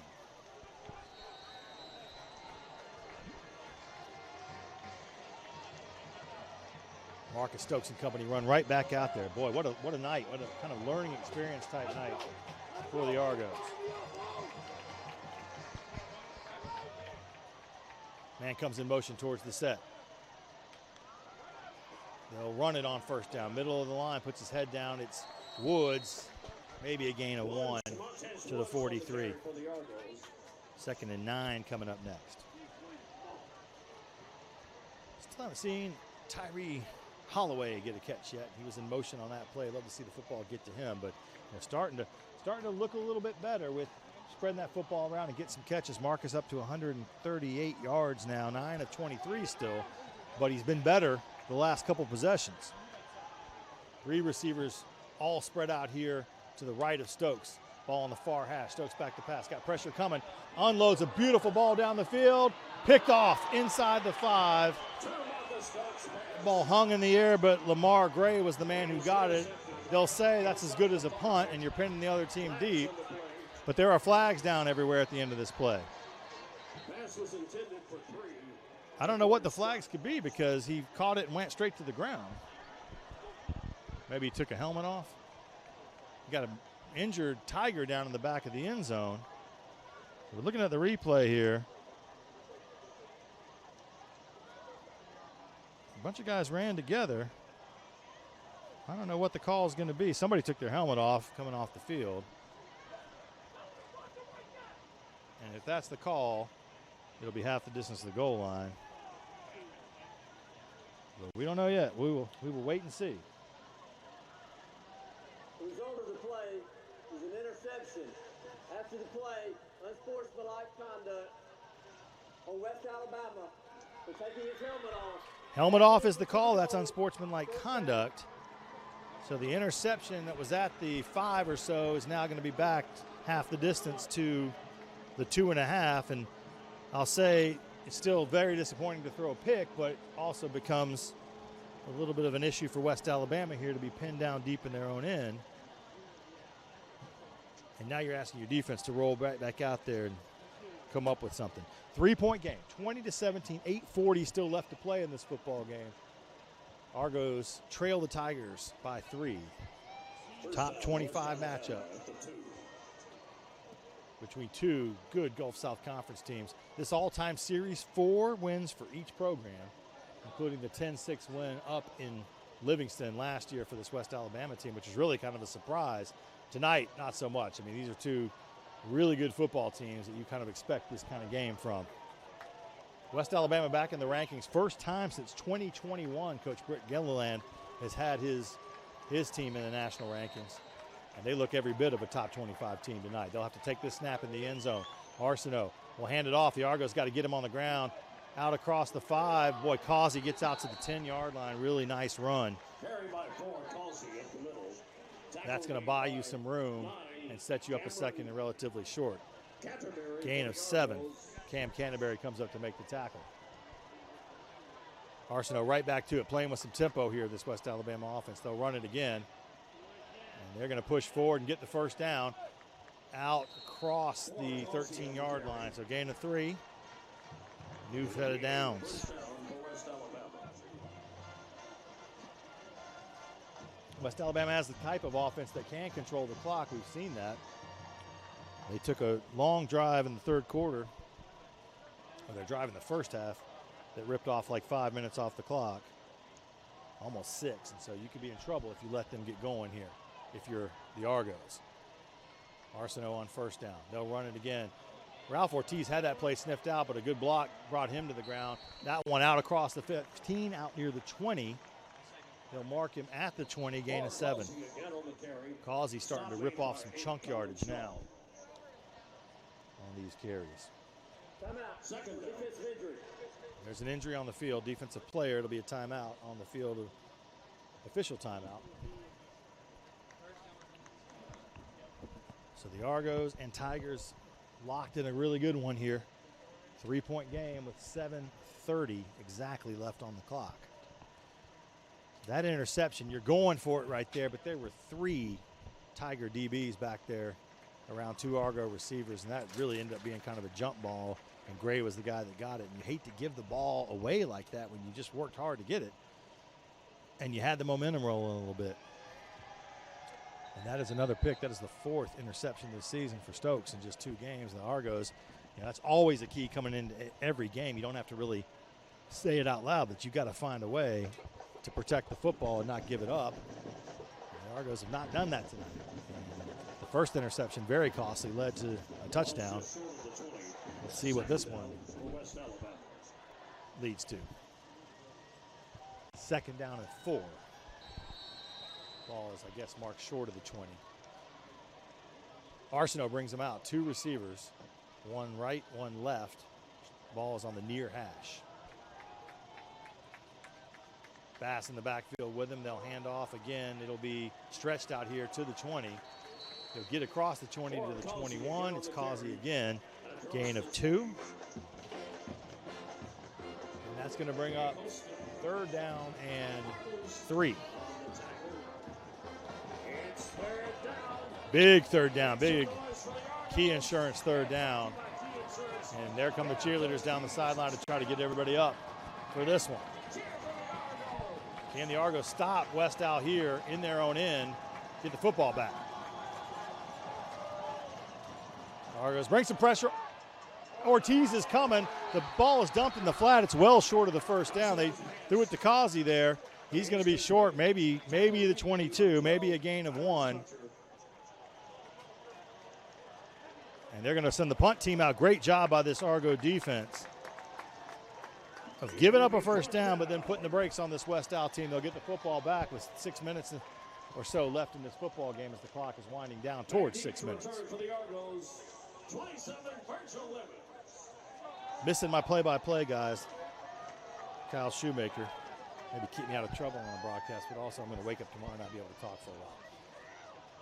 Argos don't come after the punt. It's a short kick. Hits at the 50, goes sideways. This could be some good field position. Oh, it takes a West Al bounce. Ends up rolling inside the 35. You got an Argo player trying to get untangled with one of the West Al players. That could have been near the 40, and you got some jawing going on in the middle of the field. You know what? At some point, you just walk away from it, or you don't, and you get a flag thrown. You got to be smart. I don't know who it's on, but either way, both teams, that's just not smart football when you're standing out there running your mouths at each other instead of running over to the sidelines, because it's going to cost somebody some yards. And definitely was two sets of guys, or one guy from each team for sure. So should just call it both guys were being insensitive to each other, and we can just run the next play. Can't we all just get along? 5:43 left in this one. And the Argos, I'm not quite sure where we're going to start this drive, depending on what the call is here. We shall await the decision from the Tribe.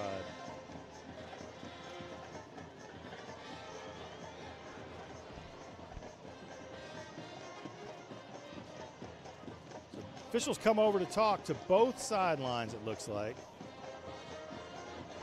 No?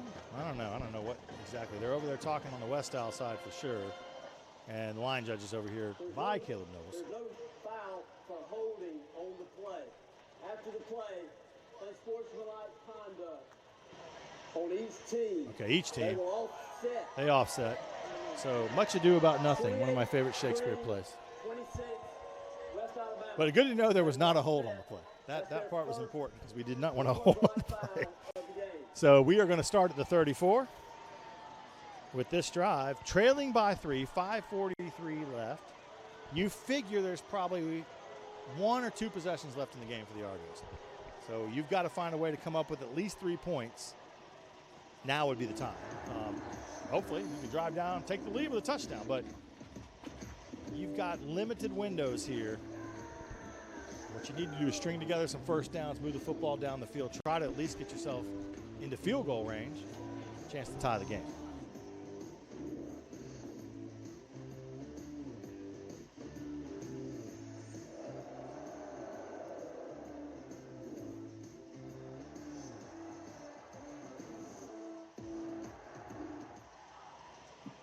Florida Blue is proud to be tonight's presenting game sponsor.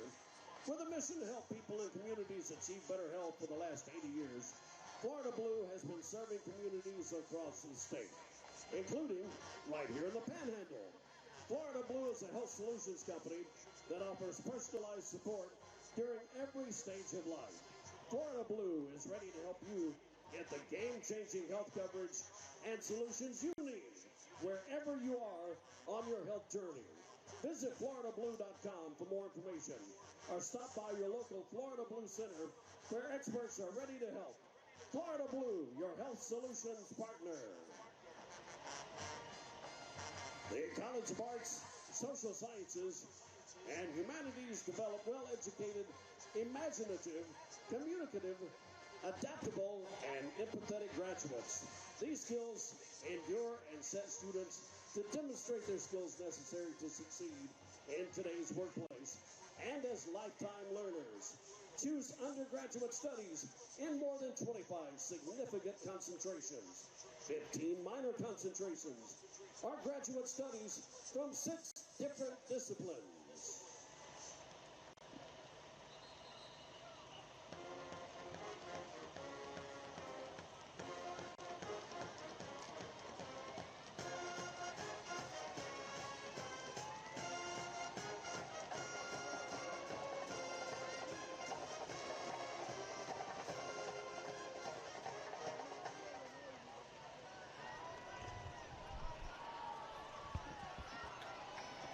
Back with you here from Penn Air Field in Pensacola, Florida on Flow Sports and the UWF Sports Network.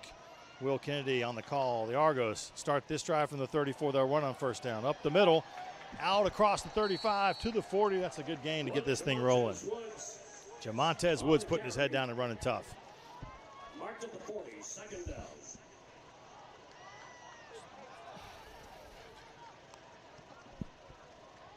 Gain of 6 on the play, 2nd and 4-ish. Welcome back into the radio audience. Jamontez Woods on the first down carry takes it out to the 40. Gain of 6 should bring up a 2nd and 4. Man comes in motion across the set on the second down play. It's Swinton. They'll go back to the run. Woods dances in the middle of the line, puts his head down, picks up just short of the first down. Get him out to the 43. Gain of 3. He's going to bring up a 3rd and 1. Trying to get this drive rolling, get the get the foot on the gas a little bit, but be conservative if you have to a little bit. There's 4:45 left in the game. No rush. Possession is key right now. You're down 3. You want to at least get down in the field goal range and tie this game. 2 receivers out to the left of Stokes. Stokes claps, takes the snap, goes in the middle of the line. Can they push the pile? They do. They're going to give him the 45 before they push him back. Move those chains. It's an Argo first down. Wasn't the prettiest play, but it gets the job done. And the Argos get a fresh set of downs and move the ball out to the 45-yard line. A cool graphics first down, according to my man Tim on the PA here in the stadium. 4 minutes, and we're counting under, so the clock keeps rolling as the Argos run the football. No rush at all. Stokes with a running back on his left shoulder, 2 receivers to his left, 1 to his right.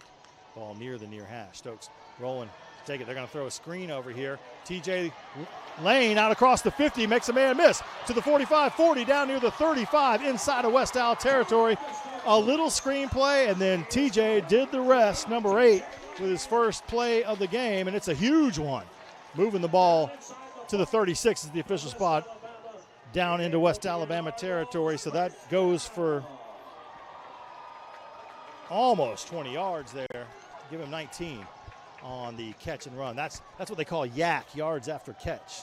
And TJ stays in the football game here. Jake Robinette, the big tight end, goes out to the left of Stokes.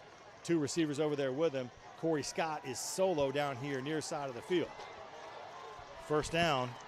Argos on the move.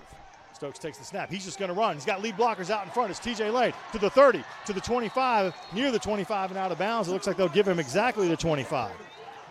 Gain of 9, and we got a West Alabama player down. This is the part of the game where Pensacola humidity starts to hit you a little bit. What a great play call right there. Saw something right there, got a blocker out in front of him. And with the injured player down, you're going to start to get some cramping. You're going to start to get some of that kind of stuff happening. Stops the clock at 2:52. Argos are on the move. And really, kind of right there, you could kick a field goal from here. You don't want to. You want to get it closer, and the Argos are going to have plenty of cracks to do so. Heck of a football game here to open the Gulf South Conference schedule for the University of West Florida and West Alabama. Really good game for both teams. Probably closer than either fan base would want it to be right now. I tell these guys, and West Al fans out there too, I tell our players all the time, don't make my blood pressure get up and don't give me a heart attack up here in the booth every week. And then this happens. They're making us work up here. So the Argos out there talking it over. Starting to, kind of use Marcus Stokes, use his legs a little bit.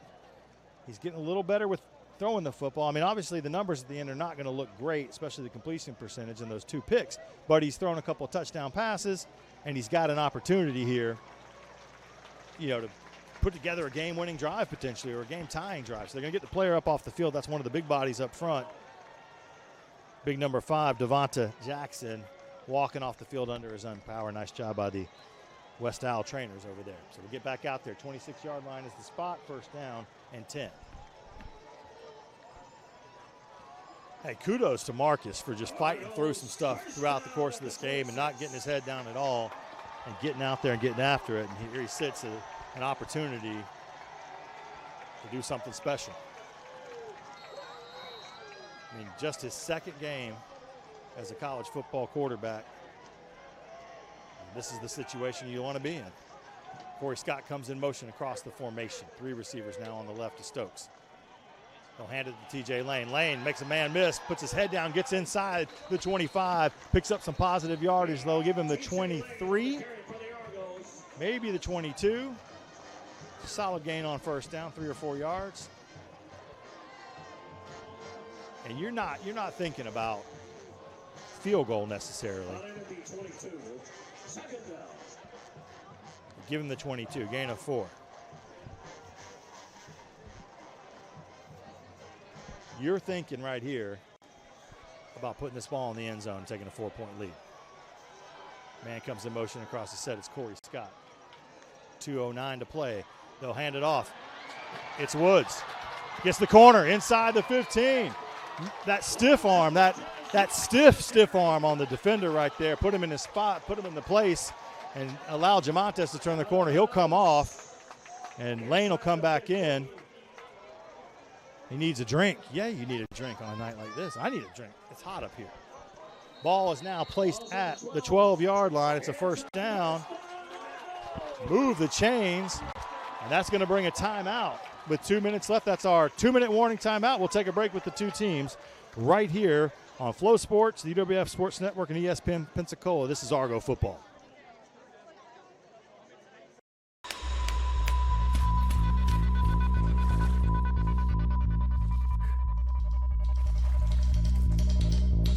For those who sweat in determined pursuit, and those who meet the morning with a firm handshake and a smile, and breathe between stages of unwavering effort.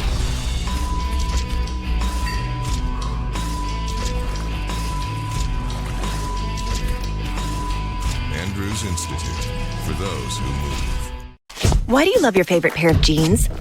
What keeps you connected to your oldest friends? How do you know that the solution you seek is right for you? The answer is simple. It's the fit. And at Penn Air Credit Union, we believe your finances should fit you perfectly. It's the right checking account for how you spend your time and money. It's the right loan for where you are and where you're headed next. It's local banking that's as comfortable as your favorite pair of jeans. So come join us at Penn Air Credit Union. You'll fit right in. I'm just being myself, cool as can be. When I'm being myself, you wish you were me. It's so easy. Get out your own way. Easy peasy, breezy, done. What's the point if it ain't no fun? I don't. Flynn Built, your hometown touchdown. Call Flynn Built at 850-477-6118 for all of your home and building needs. Flynn Built is a proud sponsor of UWF Athletics. Flynn Built, your hometown touchdown.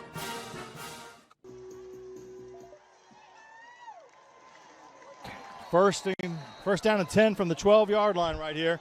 Man comes in motion across the set. Stokes claps his hands, takes the snap, hands off to TJ. TJ's going to get wrapped up and lose some yards on the play.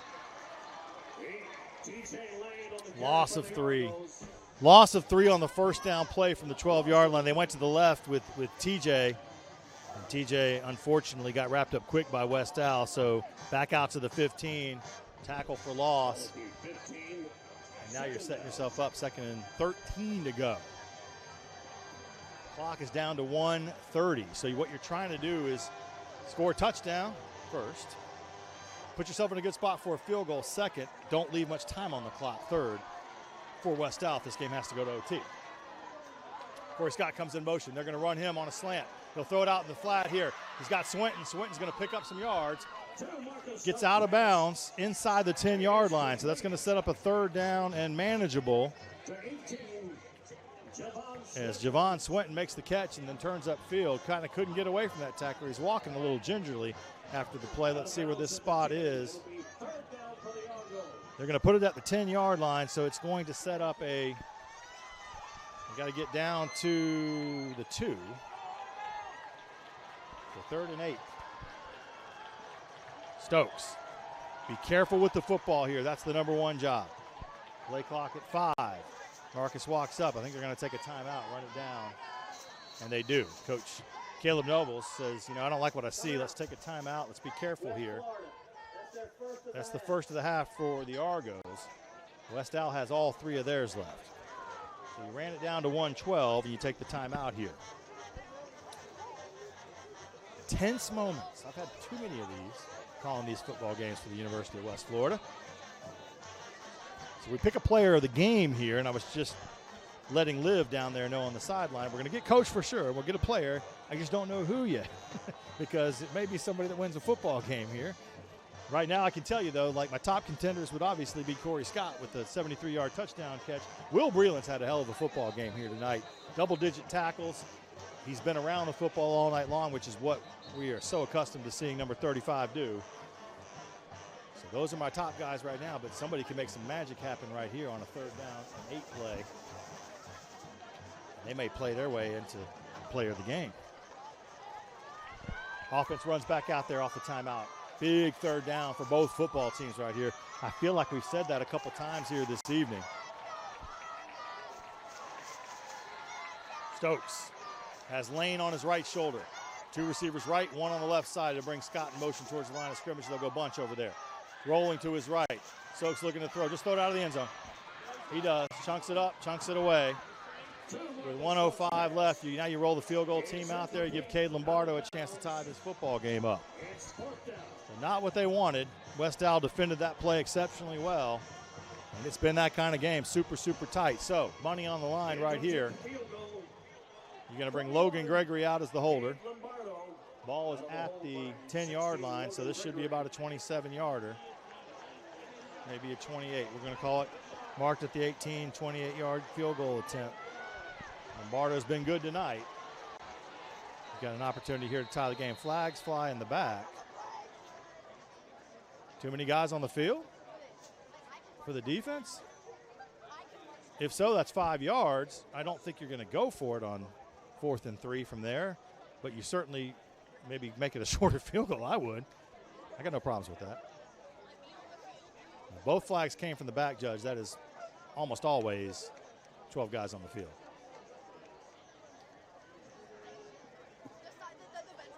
And so that would shorten it to a 23-yarder. Although some kickers are like, I don't like 23, I like 28. Decline the penalty, and let's just go from here. I can't get over at every level of football, but especially the NFL now, a 58-yarder is money in the bank. Oh, they called a timeout prior. So, no penalty. They're going to say Brett Gilliland got a timeout in before to make sure they didn't have 12 guys in the field. But the point I was going to say was 50-yard field goals used to be a flip of the coin when I was a younger man. And now it is like the percentages are ridiculous. Way better than Shaquille O'Neal's free throw percentage. The guys, and their guys are kicking 60-yarders like it's nothing. So all that to say, there's still a lot of pressure on a 28-yard field goal to tie the game with 1:05 left. So Cade Lombardo, so many pieces go in to these kicks, right? The snap has to be good. The hold has to be right. We've all seen Ace Ventura, laces out, all that kind of stuff. And Lombardo, it's just got to put it between those yellow goalposts. Not as easy as it sounds. We did an extra point challenge for our halftime show last game against McKendree. We had some basketball players come out and try to kick some extra points, which is 20 yards, and it was ugly. Only one made one, so it's not as easy as it looks for all those out there that say, how could he miss that shorter field goal or that extra point? It's a tough one.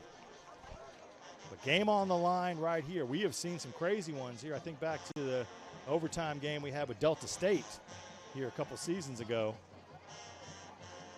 in which it came down to some field goals late, and then we had one with North Greenville where Griffin Sarah booted one through to win the game. So Lombardo out there. Logan Gregory will hold. Don Vellante will snap this thing. All those pieces have to go right here. 28 yards. Snap is there. Kick is up. And it is banged home. Splits the uprights, it's true. 1 minute exactly on the clock, and we are all tied up in this football game. Cade Lombardo's pumped. Everybody on that Special Forces unit is pumped. We're not done, kids. 20-20 is our score. Isn't it weird? We've played exactly 59 minutes of football, and we're right where we started, all even. The Argos don't get the touchdown I'm sure we were all, except for West Alabama fans, hoping for in this football game. But they do end up tying this game. They get the field goal they needed, and that evens us up. 11 plays, 56 yards right there by the Argos. And they accomplished not quite all their goals, even if you're going to get a field goal. They ran 4:43 off the clock. Leaves a minute, and that leaves West Alabama with one timeout left now. So that may play in a little bit, having to call that timeout with the 12 men on the field. I'm not quite sure if I was Gilliland, if I might have just taken the penalty let them kick a 23-yarder and then have my extra timeouts for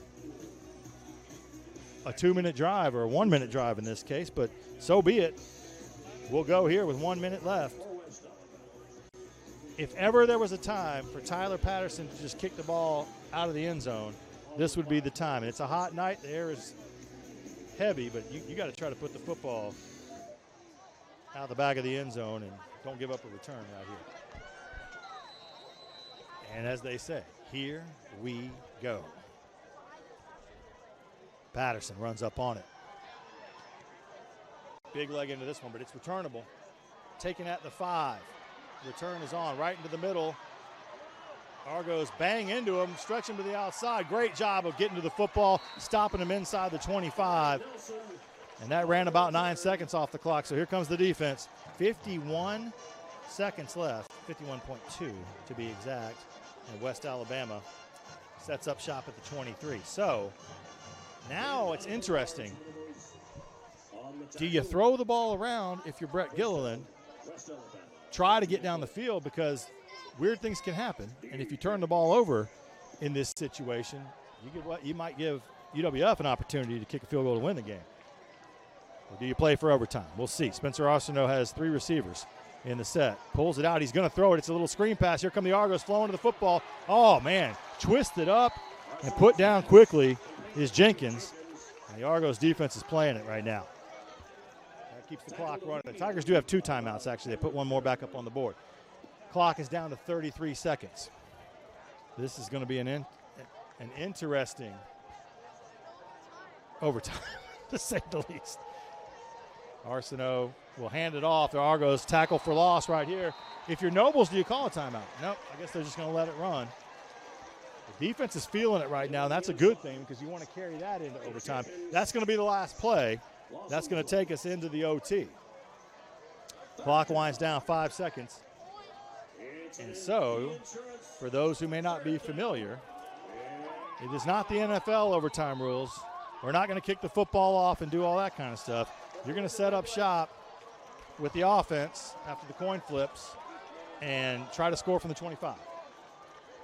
And if you can stop a team and hold them to a field goal, and you get the ball and score a touchdown, you win. If you can hold them to a field goal attempt and they miss, you can go out there and kick a field goal and win it. So it's one of those teams. Both are going to get the football. Both teams will get the football at least once. And if we're even up after the first round, we go to the second. We keep going until we start doing 2-point conversions. Let's hope it doesn't go that far. I'll take one round and let's win and get out of here from the Argos' point of view. So the officials are out there getting a drink because it's a hot night. And, wow, what a football game. 20-20 is our score as we've hit the end of regulation. And still a lot of the crowd here. It's been a long night because we are now at 9:20. So we've been playing football for 3 hours and 20 minutes here. And we'll take it to the overtime period. After 2, we'll start going for 2 points. You're forced to go for 2 points. This always happens. The regulation ends and the stats go away. The thing times out. So we're going to do this the old-fashioned way as we get into this. Let me take a peek while we're waiting on our other games. Delta State comes back, knocks off Fort Valley after trailing in that game. 27-24 is the final. So the Statesmen get their last non-conference game in, get a win, get back on the winning track after losing to Wingate last week. North Greenville has beaten Mississippi College 29-7 the score there. So first win of the season for North Greenville. Mississippi College falls to 0-3. Of course, Valdosta with a massive 73-0 win over Erskine tonight. The best game of the night so far right here in Pensacola, Florida, between University of West Alabama, University of West Florida, the separated by a border, western directional schools. Getting it on here at Penn Air Field in Pensacola, Florida. Remind you that we have soccer going tomorrow here on the campus of the University of West Florida. The women coming off a big win over 5th-ranked Mississippi College on Friday, a 3-1 win. They will go at 3 o'clock with Delta State tomorrow. The men beat the Choctaws 5-2 on Friday. They'll host the Statesmen at 12:30. So men first at 12:30, women at 3 tomorrow. Volleyball back home on Tuesday in the Fieldhouse, hosting Valdosta Tuesday evening. A couple tough losses over the weekend, a 5-setter to Florida Southern yesterday, and then played well for 3 sets, but lost the number 1 team and defending national champ Tampa. That's up in Valdosta at a little tournament action over there. West Florida will get the ball. The Argos will start on offense. Defense will be West Al. So here we go again.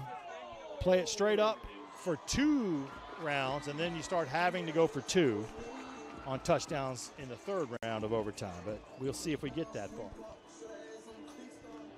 Cross country too, a big Friday morning yesterday for both the Argo men and women as they hosted the Argo Invitational. Both teams finished 2nd in their meet that they're hosting.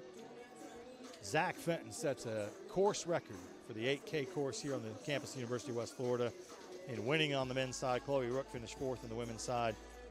So good second meet of the season for Coach Caleb Carmichael and his group. And they will run at Florida State in the FSU Invitational on Friday. And swimming and diving at Loyola on Friday to get their fall schedule going. Men's and women's golf both playing tournaments starting on Monday. The men are at the Mizuno Intercollegiate, and the women are playing at the Savannah Lakes Invitational up in South Carolina. The Mizuno tournament down in South Florida. So here we go. First down, 10 to go from the 25-yard line. Both teams will start from the 25 with their possession. Marcus Stokes sets his offense. 3 receivers out in formation, single running back on his right shoulder. Stokes takes the snap. He's looking to throw on first down. He's chunking towards the end zone. Oh, it's dragged down. Damani Brown slipped inside the 2 defenders. It was just like the interception to Michael Gray, who was over there. It was a jump ball, and Damani goes up and high points the thing and pulls it down, and all of a sudden you're sitting at the 2 or 3 yard line with an opportunity to get a touchdown. It's at the 2, and they're going to bring out 2 tight ends. Do they bring in Mike Rich? Do we go Buffalo? Or do you keep Marcus? Looks like Marcus is staying out there. He's got Woods out there as the running back.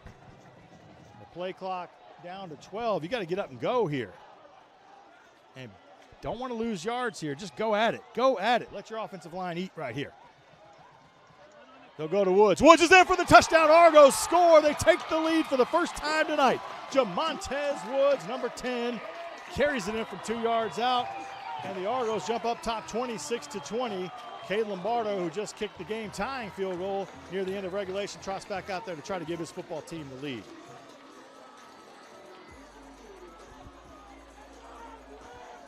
Wow. Now you got to let your defense get out there. That was a 50-50 ball, but Damani Brown said, nope, it's a 100% ball right now. I'm going to go up and grab this thing. So Cade Lombardo setting up to kick this thing through, give his team a 7-point lead. The snap is low. Rich gets it down. Wow, nice job by Mike Rich. Velvet hands right there. Hey, you need good things to happen to you no matter what. They look like in the middle of the play. ROTC folks are down here doing some push-ups. They've had a light night. They haven't had to work too hard, but now you got to bang out 27. Get your defense right back out there. Defense has been really good down the stretch of this football game. Both defenses have played well. Coach Nobles is telling the crowd to get up and make some noise, those that are still here. And there's a good group of people here on the home side. And the Argos are going to have the opportunity, if they can hold defensively, to walk out of here with a nail-biter of a win. Arsenault brings his unit out there. 3 receivers out, 2 on his right, 1 on his left, single back on his left shoulder. Here we go. Pulls it out of the running back's belly. He's looking to throw. He got a man over the middle. Good job on the coverage.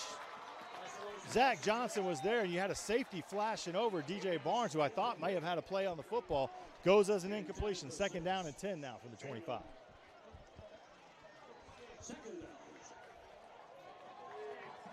That was kind of right where Valdosta got us last year, that same part of the field.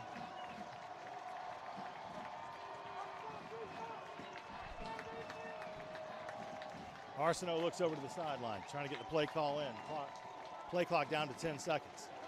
A little bit of confusion for this West Alabama offense as they mill around a little bit. But Arsenault's got plenty of time to get the snap off. He's looking to throw here on 2nd down. He's got Juice Williams in his face. Ball is up. Tipped away. Juice puts the pressure on him. The Juice was loose. and Arsenault was loose with the pass, and they were looking for Caleb Bass, who's got about 6-7 inches on every DB back there, but that's why you got to get in Arsenault's face. 3rd down and 10, and it's 4-down territory now. There's no field goals being kicked if you're West Alabama, so you don't got to get all 10 right here. You just need to pick up some positive yards if you're Coach Brett Gilliland and company across the way. Argos sideline bouncing. Home crowd on its feet over here on the home side. Even on the visitor side, I see a lot of folks along the fence. Somebody's helmet comes off, floated out. It's an incomplete pass. Flags fly late in the play. Really late flag on this one. And Juice Williams throws his head down. That means it's on the Argos. And it got real quiet in here all of a sudden. My. We'll await the call, but it looks like this is going against the Argos, and it's going to give a free 1st down to West Alabama.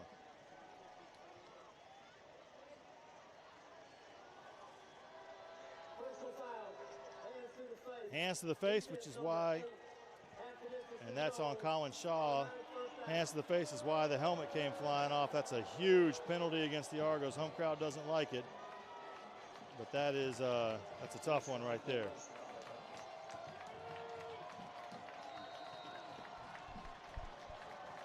So now 1st down from the 12-yard line, 1st and 10. Arsenault back to pass, fires it over here on this side.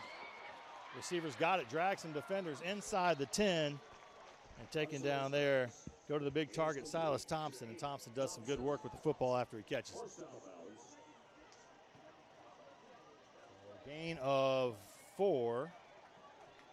Let's see where they mark this. Down to the 8. It'll be 2nd down and 6 to go.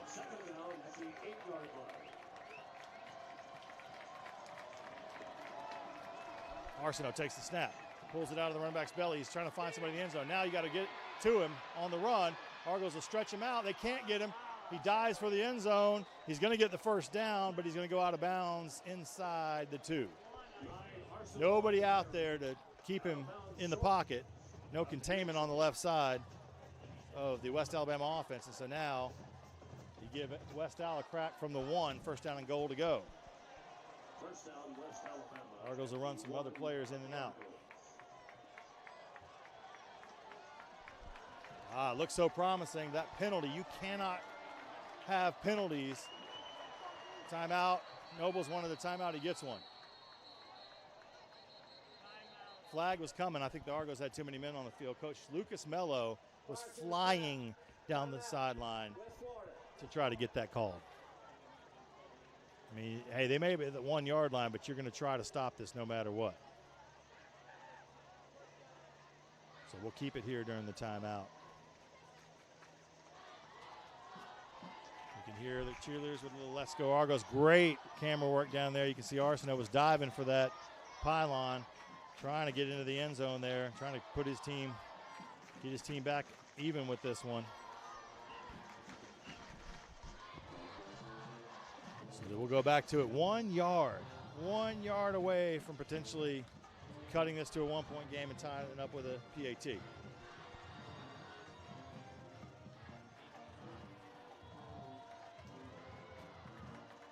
Argos run the defense back out. Awful hard to stop a team with 4 cracks from the 1 because they have to get a touchdown here. But in this day and age, when you line up in the shotgun every time, weirder things have happened. I'd get under center and tush-push that stuff. Scrum at the goal line. They're going to say he got in. Good fight from Jenkins as he just took that into the left side of the line and kept churning his feet till he broke the goal line. So they get the 1 yard, they get the touchdown. It'll bring Guyton on to try to tie this football game up and flip us over to round 2. If you don't pick up that penalty, this game might be over at this point because they were in a hard spot right there. I mean, the helmet coming off didn't matter. He threw an incomplete pass. It was going to be 4th and 10. And West Al was going to have to go for it, but that's the breaks of the game, and that's why you got to be careful where your hands go. That helmet came flying off. They got to call that one. And so now Guyton with a chance to tie us up and take us into round 2 of OT. Sullivan on to hold. Snap is there, and the kick is up, and it is through. I think you got to come off the corner and try to block that thing, but The Argos don't, and we're going to go to round 2 of overtime down there. It is tense. It is no doubt really, really tense down there on the sidelines.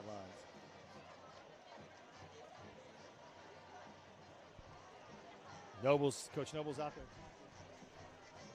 To the crew out there. Let's go down and check in on the TV side with Liv Becker. Liv, what's the atmosphere like down there right now?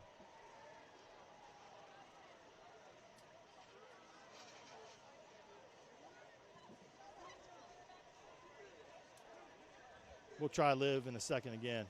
Trying to get a feel for kind of the ebbs and flows of the crowd, because it definitely did feel like this team was right there on the doorstep of potentially pulling this game out. And instead, we're rolling into round 2 here on the humid night as we have hit the 9:30 mark at this point.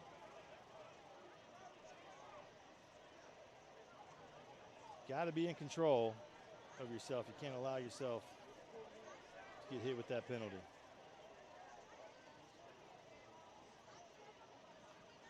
Argos were hoping to just jump on top, Liv was telling me, in overtime here. And they did that. They score right off the bat and look like their defense is there and going to have the opportunity to put this thing to bed. But instead, that penalty really set up West Alabama, put them in a good spot at the 12-yard line. They're able to get in the end zone from there. So the defense, now you flip it around. West Al go right back on offense. Argos on defense out at the 25 with an opportunity to try to hold them to a field goal and potentially get it back to your offense with a chance to win the football game. Arsenault has Jenkins on his right shoulder, 2 receivers to his right, 1 to his left. Ball's on the far hash. First down play. They'll pull it out of Jenkins' belly. They'll throw it to the middle of the field. It's caught, and he's dragging him into the end zone. Chris Binion hadn't done a ton tonight, but does it right there. 25-yard strike from Spencer Arsenault, and West Alabama takes the lead. 33-27 on the touchdown strike. Middle of the field. Just ran past Zach Johnson. That's a great throw by Spencer Arsenault, but even better, tough running after the catch by Chris Binion. Big fella, hard to bring down. And now the PAT to potentially make this a 34-27 game.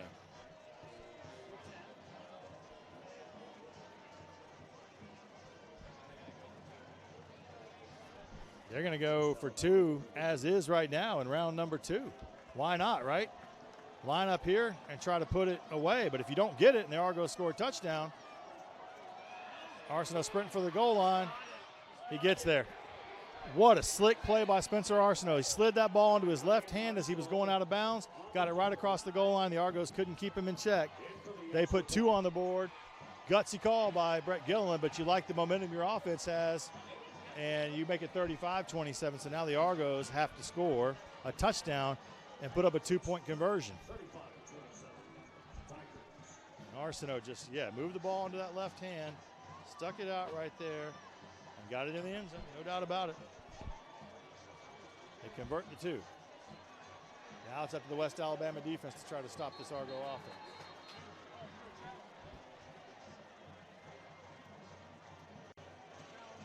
Caleb Nobles throws the challenge flag. I don't think he's going to get this one.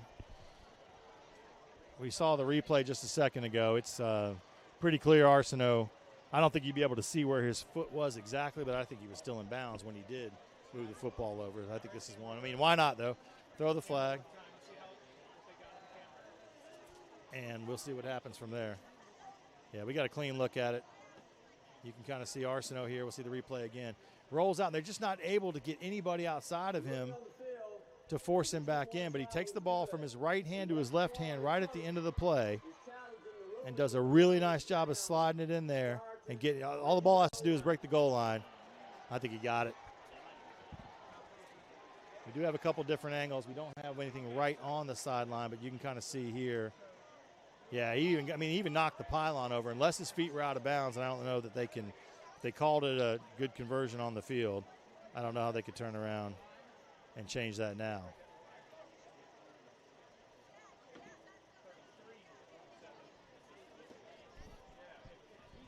So the Argos, that's the other thing, was his knee down, but I don't know. I don't know that you can rule that or not. Somebody just said, and that's a good point up here, it's college football, it's not the NFL. When your knee hits the ground, you're down. Did he stay on his feet long enough? And I'm sure that's what Coach Nobles is saying. Did his knee go down before the ball crossed the goal line? Because he's sliding. He did not dive. Well, he did dive. Oh, his knee was down. Yeah, his left knee was down, I think, before the ball broke the plane in the goal line. Tough one. It's going to be tough to really tell where the ball was from that angle. And, again, at every level of football, the call on the field, you have to have evidence that can overturn the call on the field. But it definitely looks like his knee, his left knee, you can see the pebbles flying up from the turf, but probably before he got out of bounds for sure. And in college football, once that knee is down, you're down. I don't know. That's bang, bang play for sure. I thought on the first couple looks that he was in easily, but here you see – yeah, I don't know that you can overturn it. I think he's in the end zone. Yeah, I think he got it anyways. So 35-27 is the score on the board right now. It's an 8-point football game, and we are waiting to see what the call is down here. Too much tension. I can't handle it. Great job by the crew. Adam and Owen and everybody in there and all our camera people out here tonight. We got Ryan down in one end zone. We got Joy down in another one. We got Gigi up here, and we got Dylan running the cameras tonight. Outstanding work by this crew. Giving you these great replays and getting you all these good shots around the stadium tonight. So deathly quiet in here as we await the official review. They're at the tent. Across the way, there's a big red GSC tent over on the West Alabama, the visitor sideline, and everybody's over there taking a look at everything right now. You see some Argos taking a knee. Now, it's not over. You can score a touchdown and go for two and tie this football game up. It's just a matter of where's the momentum at this point. We shall see. I like the Jeopardy music about this point.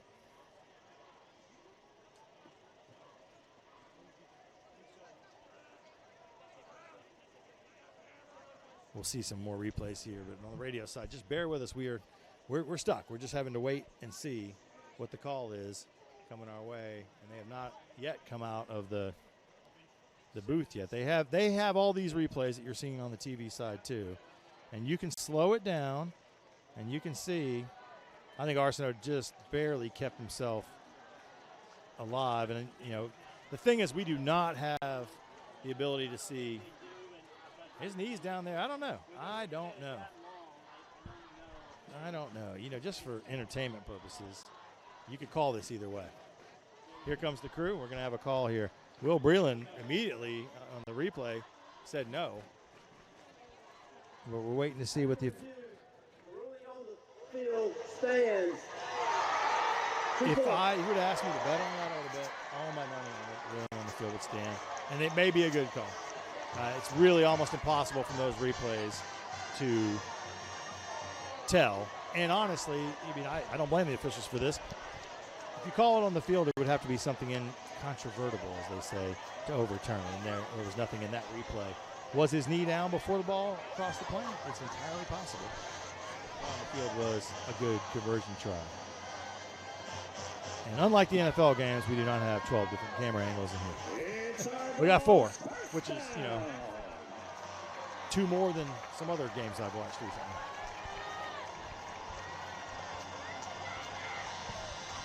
So the Argos take over at the 25. They've got to come up with 8 points here. Touchdown and 2-point conversion. Stokes brings a man in motion to sack Alford across the set. Takes the snap. Pulls it out of the running back's belly. He's throwing. He's going deep again. There's interference all over and a flip of the receiver at the end. So number 19, as someone who's played some defensive back, I can tell you, if you don't turn your head and look at the football and you're making contact with the receiver, it's a penalty all day, every day. He turns around and throws his arms out like, what, me? But that's, you're taught to do that. And honestly, I'll tell you, in college football, if you're beat, take the PI because it's a 15-yard penalty. In the NFL, that ball is placed at the 1 and you're punching it in for a touchdown. But, a little unnecessary there at the end, too, I would say. So that ends up being, they were trying to go right back to the play that set up the touchdown last time, throwing it to Damani Brown down in that corner. And just letting your receiver go up and get a jump ball. Damani jumps back up and looks okay after getting dumped on his head by Washington.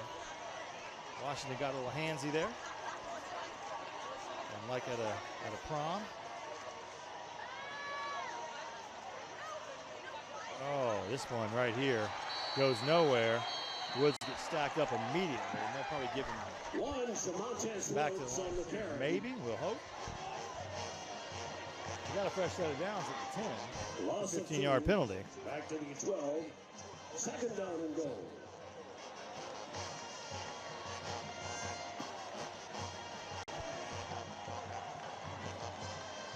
Go back to it again. They played 3 hours and 42 minutes of football. Here it comes. Second down and 12. Loss of 2 on the play. Stokes looks over. Trying to get the play call here. Play clock is down to 5. They may not get this off unless they go here. They do. They get the snap right at the money. That ball knocked down at the line of scrimmage.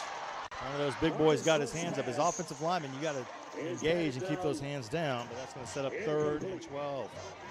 It's 4-down territory, no doubt about it. 98 Hatcher on the play defensively. The Argos fought back in the fourth quarter. They trailed 20-10, down 10 in the fourth. Came up with a touchdown and a field goal to tie it with 1 minute left. That field goal banged through from Cade Lombardo. Sent us to overtime. Argos scored on their first possession, kicked the extra point.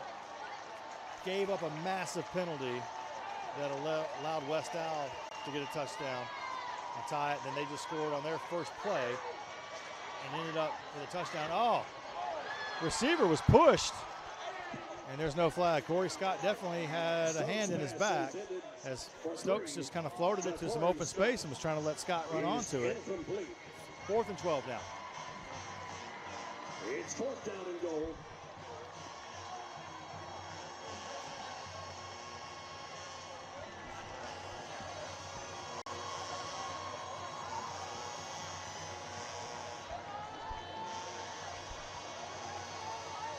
This is it right here. 4th down and 12. Ball on the 12. You got to get into the end zone here. No less. Touchdown! Damani Brown spins off the defender. And now West Alabama, some of the DBs have the gall to say he pushed me. Wow. But Damani Brown catches the touchdown pass. And West Al is up 2. Argos with a chance to tie this football game with a 2-point conversion. What a gutsy throw and a great catch by number 11. But Marcus Stokes just hanging in there and firing that football. The Argos will attempt the 2-point conversion. And getting it in for another touchdown. Now, 2-point conversion. This is it. That was it too, and this is it too. So here we go. Can they tie it up and send us to round number 3? Argos send 3 out to the right, 1 to the left of Stokes. It's zero protection in the backfield. Marcus brings a man in motion, so we're going to load up heavy on the right side. Stokes rolling out. Will he do the same thing? Oh, he tried to fire it. He was sprinting out to his right, threw it right into a defender's hands, and West Al pulls out the win, 35-33. Pulling the upset here in Pensacola, knocking off the number 12 team in the country, and it came down to the wire. Argos had a chance to tie that thing up with a 2-point conversion, and both teams shake hands and walk it off. Let's watch the replay here on the TV side. Stokes is rolling out. I think they were trying to set up something similar to what West Al just did, but West Alabama contained Stokes and really gave him nowhere to go with the football. I mean, everybody in white and red was over there in front of him. They were not fooled at all by that. And that was the play they needed to come up with the win. What a game. 35-33 is the final as we bring the two teams in. A tough one for the Argos, and what a win for West Alabama as they improved to 4-0 on the season. And a chance to move up in the polls. The Argos fall to 1-1. and will have the opportunity to try to shake off this one against the number 2 team in the country next week as we travel up to Grand Valley to Grand Rapids, Michigan, and take on Grand Valley State in what will be not the matchup you necessarily want on the bounce back after losing. Kudos to West Al and this coaching staff and Brett Gilliland coming in here and getting a big victory as they acknowledge the band over there. It's a much nicer ride back to Livingston, Alabama when you've got the W in your hands. And really, what a performance by Spencer Arsenault. Throwing the football, running the football was really the difference in the game. Came up with the big plays when they needed them, including that 2-point conversion. How thin are the margins in a college football game? Just that close. As Arsenault, was the knee down, was the ball over the goal line? The officials say yes, and that's all that matters. But it was literally a matter of inches and seconds, fractions of seconds between when his knee went down and where the ball was. So Argos fall 35-33, much like that Delta State game a couple of years ago here in double overtime. Coach Nobles has gone down there to do the alma mater. We'll try to round him up with Liv as soon as we get done. And we're just going to talk to Coach tonight. It's been almost 4 hours of football. These guys are worn out for the Argo team. Spencer Arsenault tonight, 25 of 40, 208 yards, 3 touchdowns. These may just be the regular. No, these are the official numbers. Marcus Stokes, 13 of 31, really battled back after a miserable start. Did throw 2 picks, but 3 touchdowns in the game. And really, it's those turnovers. I mean, you win the turnover battle, you usually win the game, even though the Argos made it as close as you can possibly make it. Tough night for the Argos. They're going to end up with just 269 yards of total offense, but held West Alabama to 322. But West Alabama had 80 plays to just 62 for this UWF football team. And that's a tough way to go. 35 minutes of possession to 24, almost 25 for the Argos. And all the numbers stack up on West Alabama's end of things. So for the radio side of this broadcast, we'll let you go here at this point. TV, stick with us, and we'll get down there to Liv Becker here in a second. But thank you on the radio side for listening to this football game with our broadcast partners, UWF Football over at ESPN Pensacola. We'll be on from Grand Valley next week. Don't forget to check GoArgos.com for all the latest news and notes and schedules. We'll sign off here from Penn Air Field right now on ESPN Pensacola. Thank you for listening to Argo Football.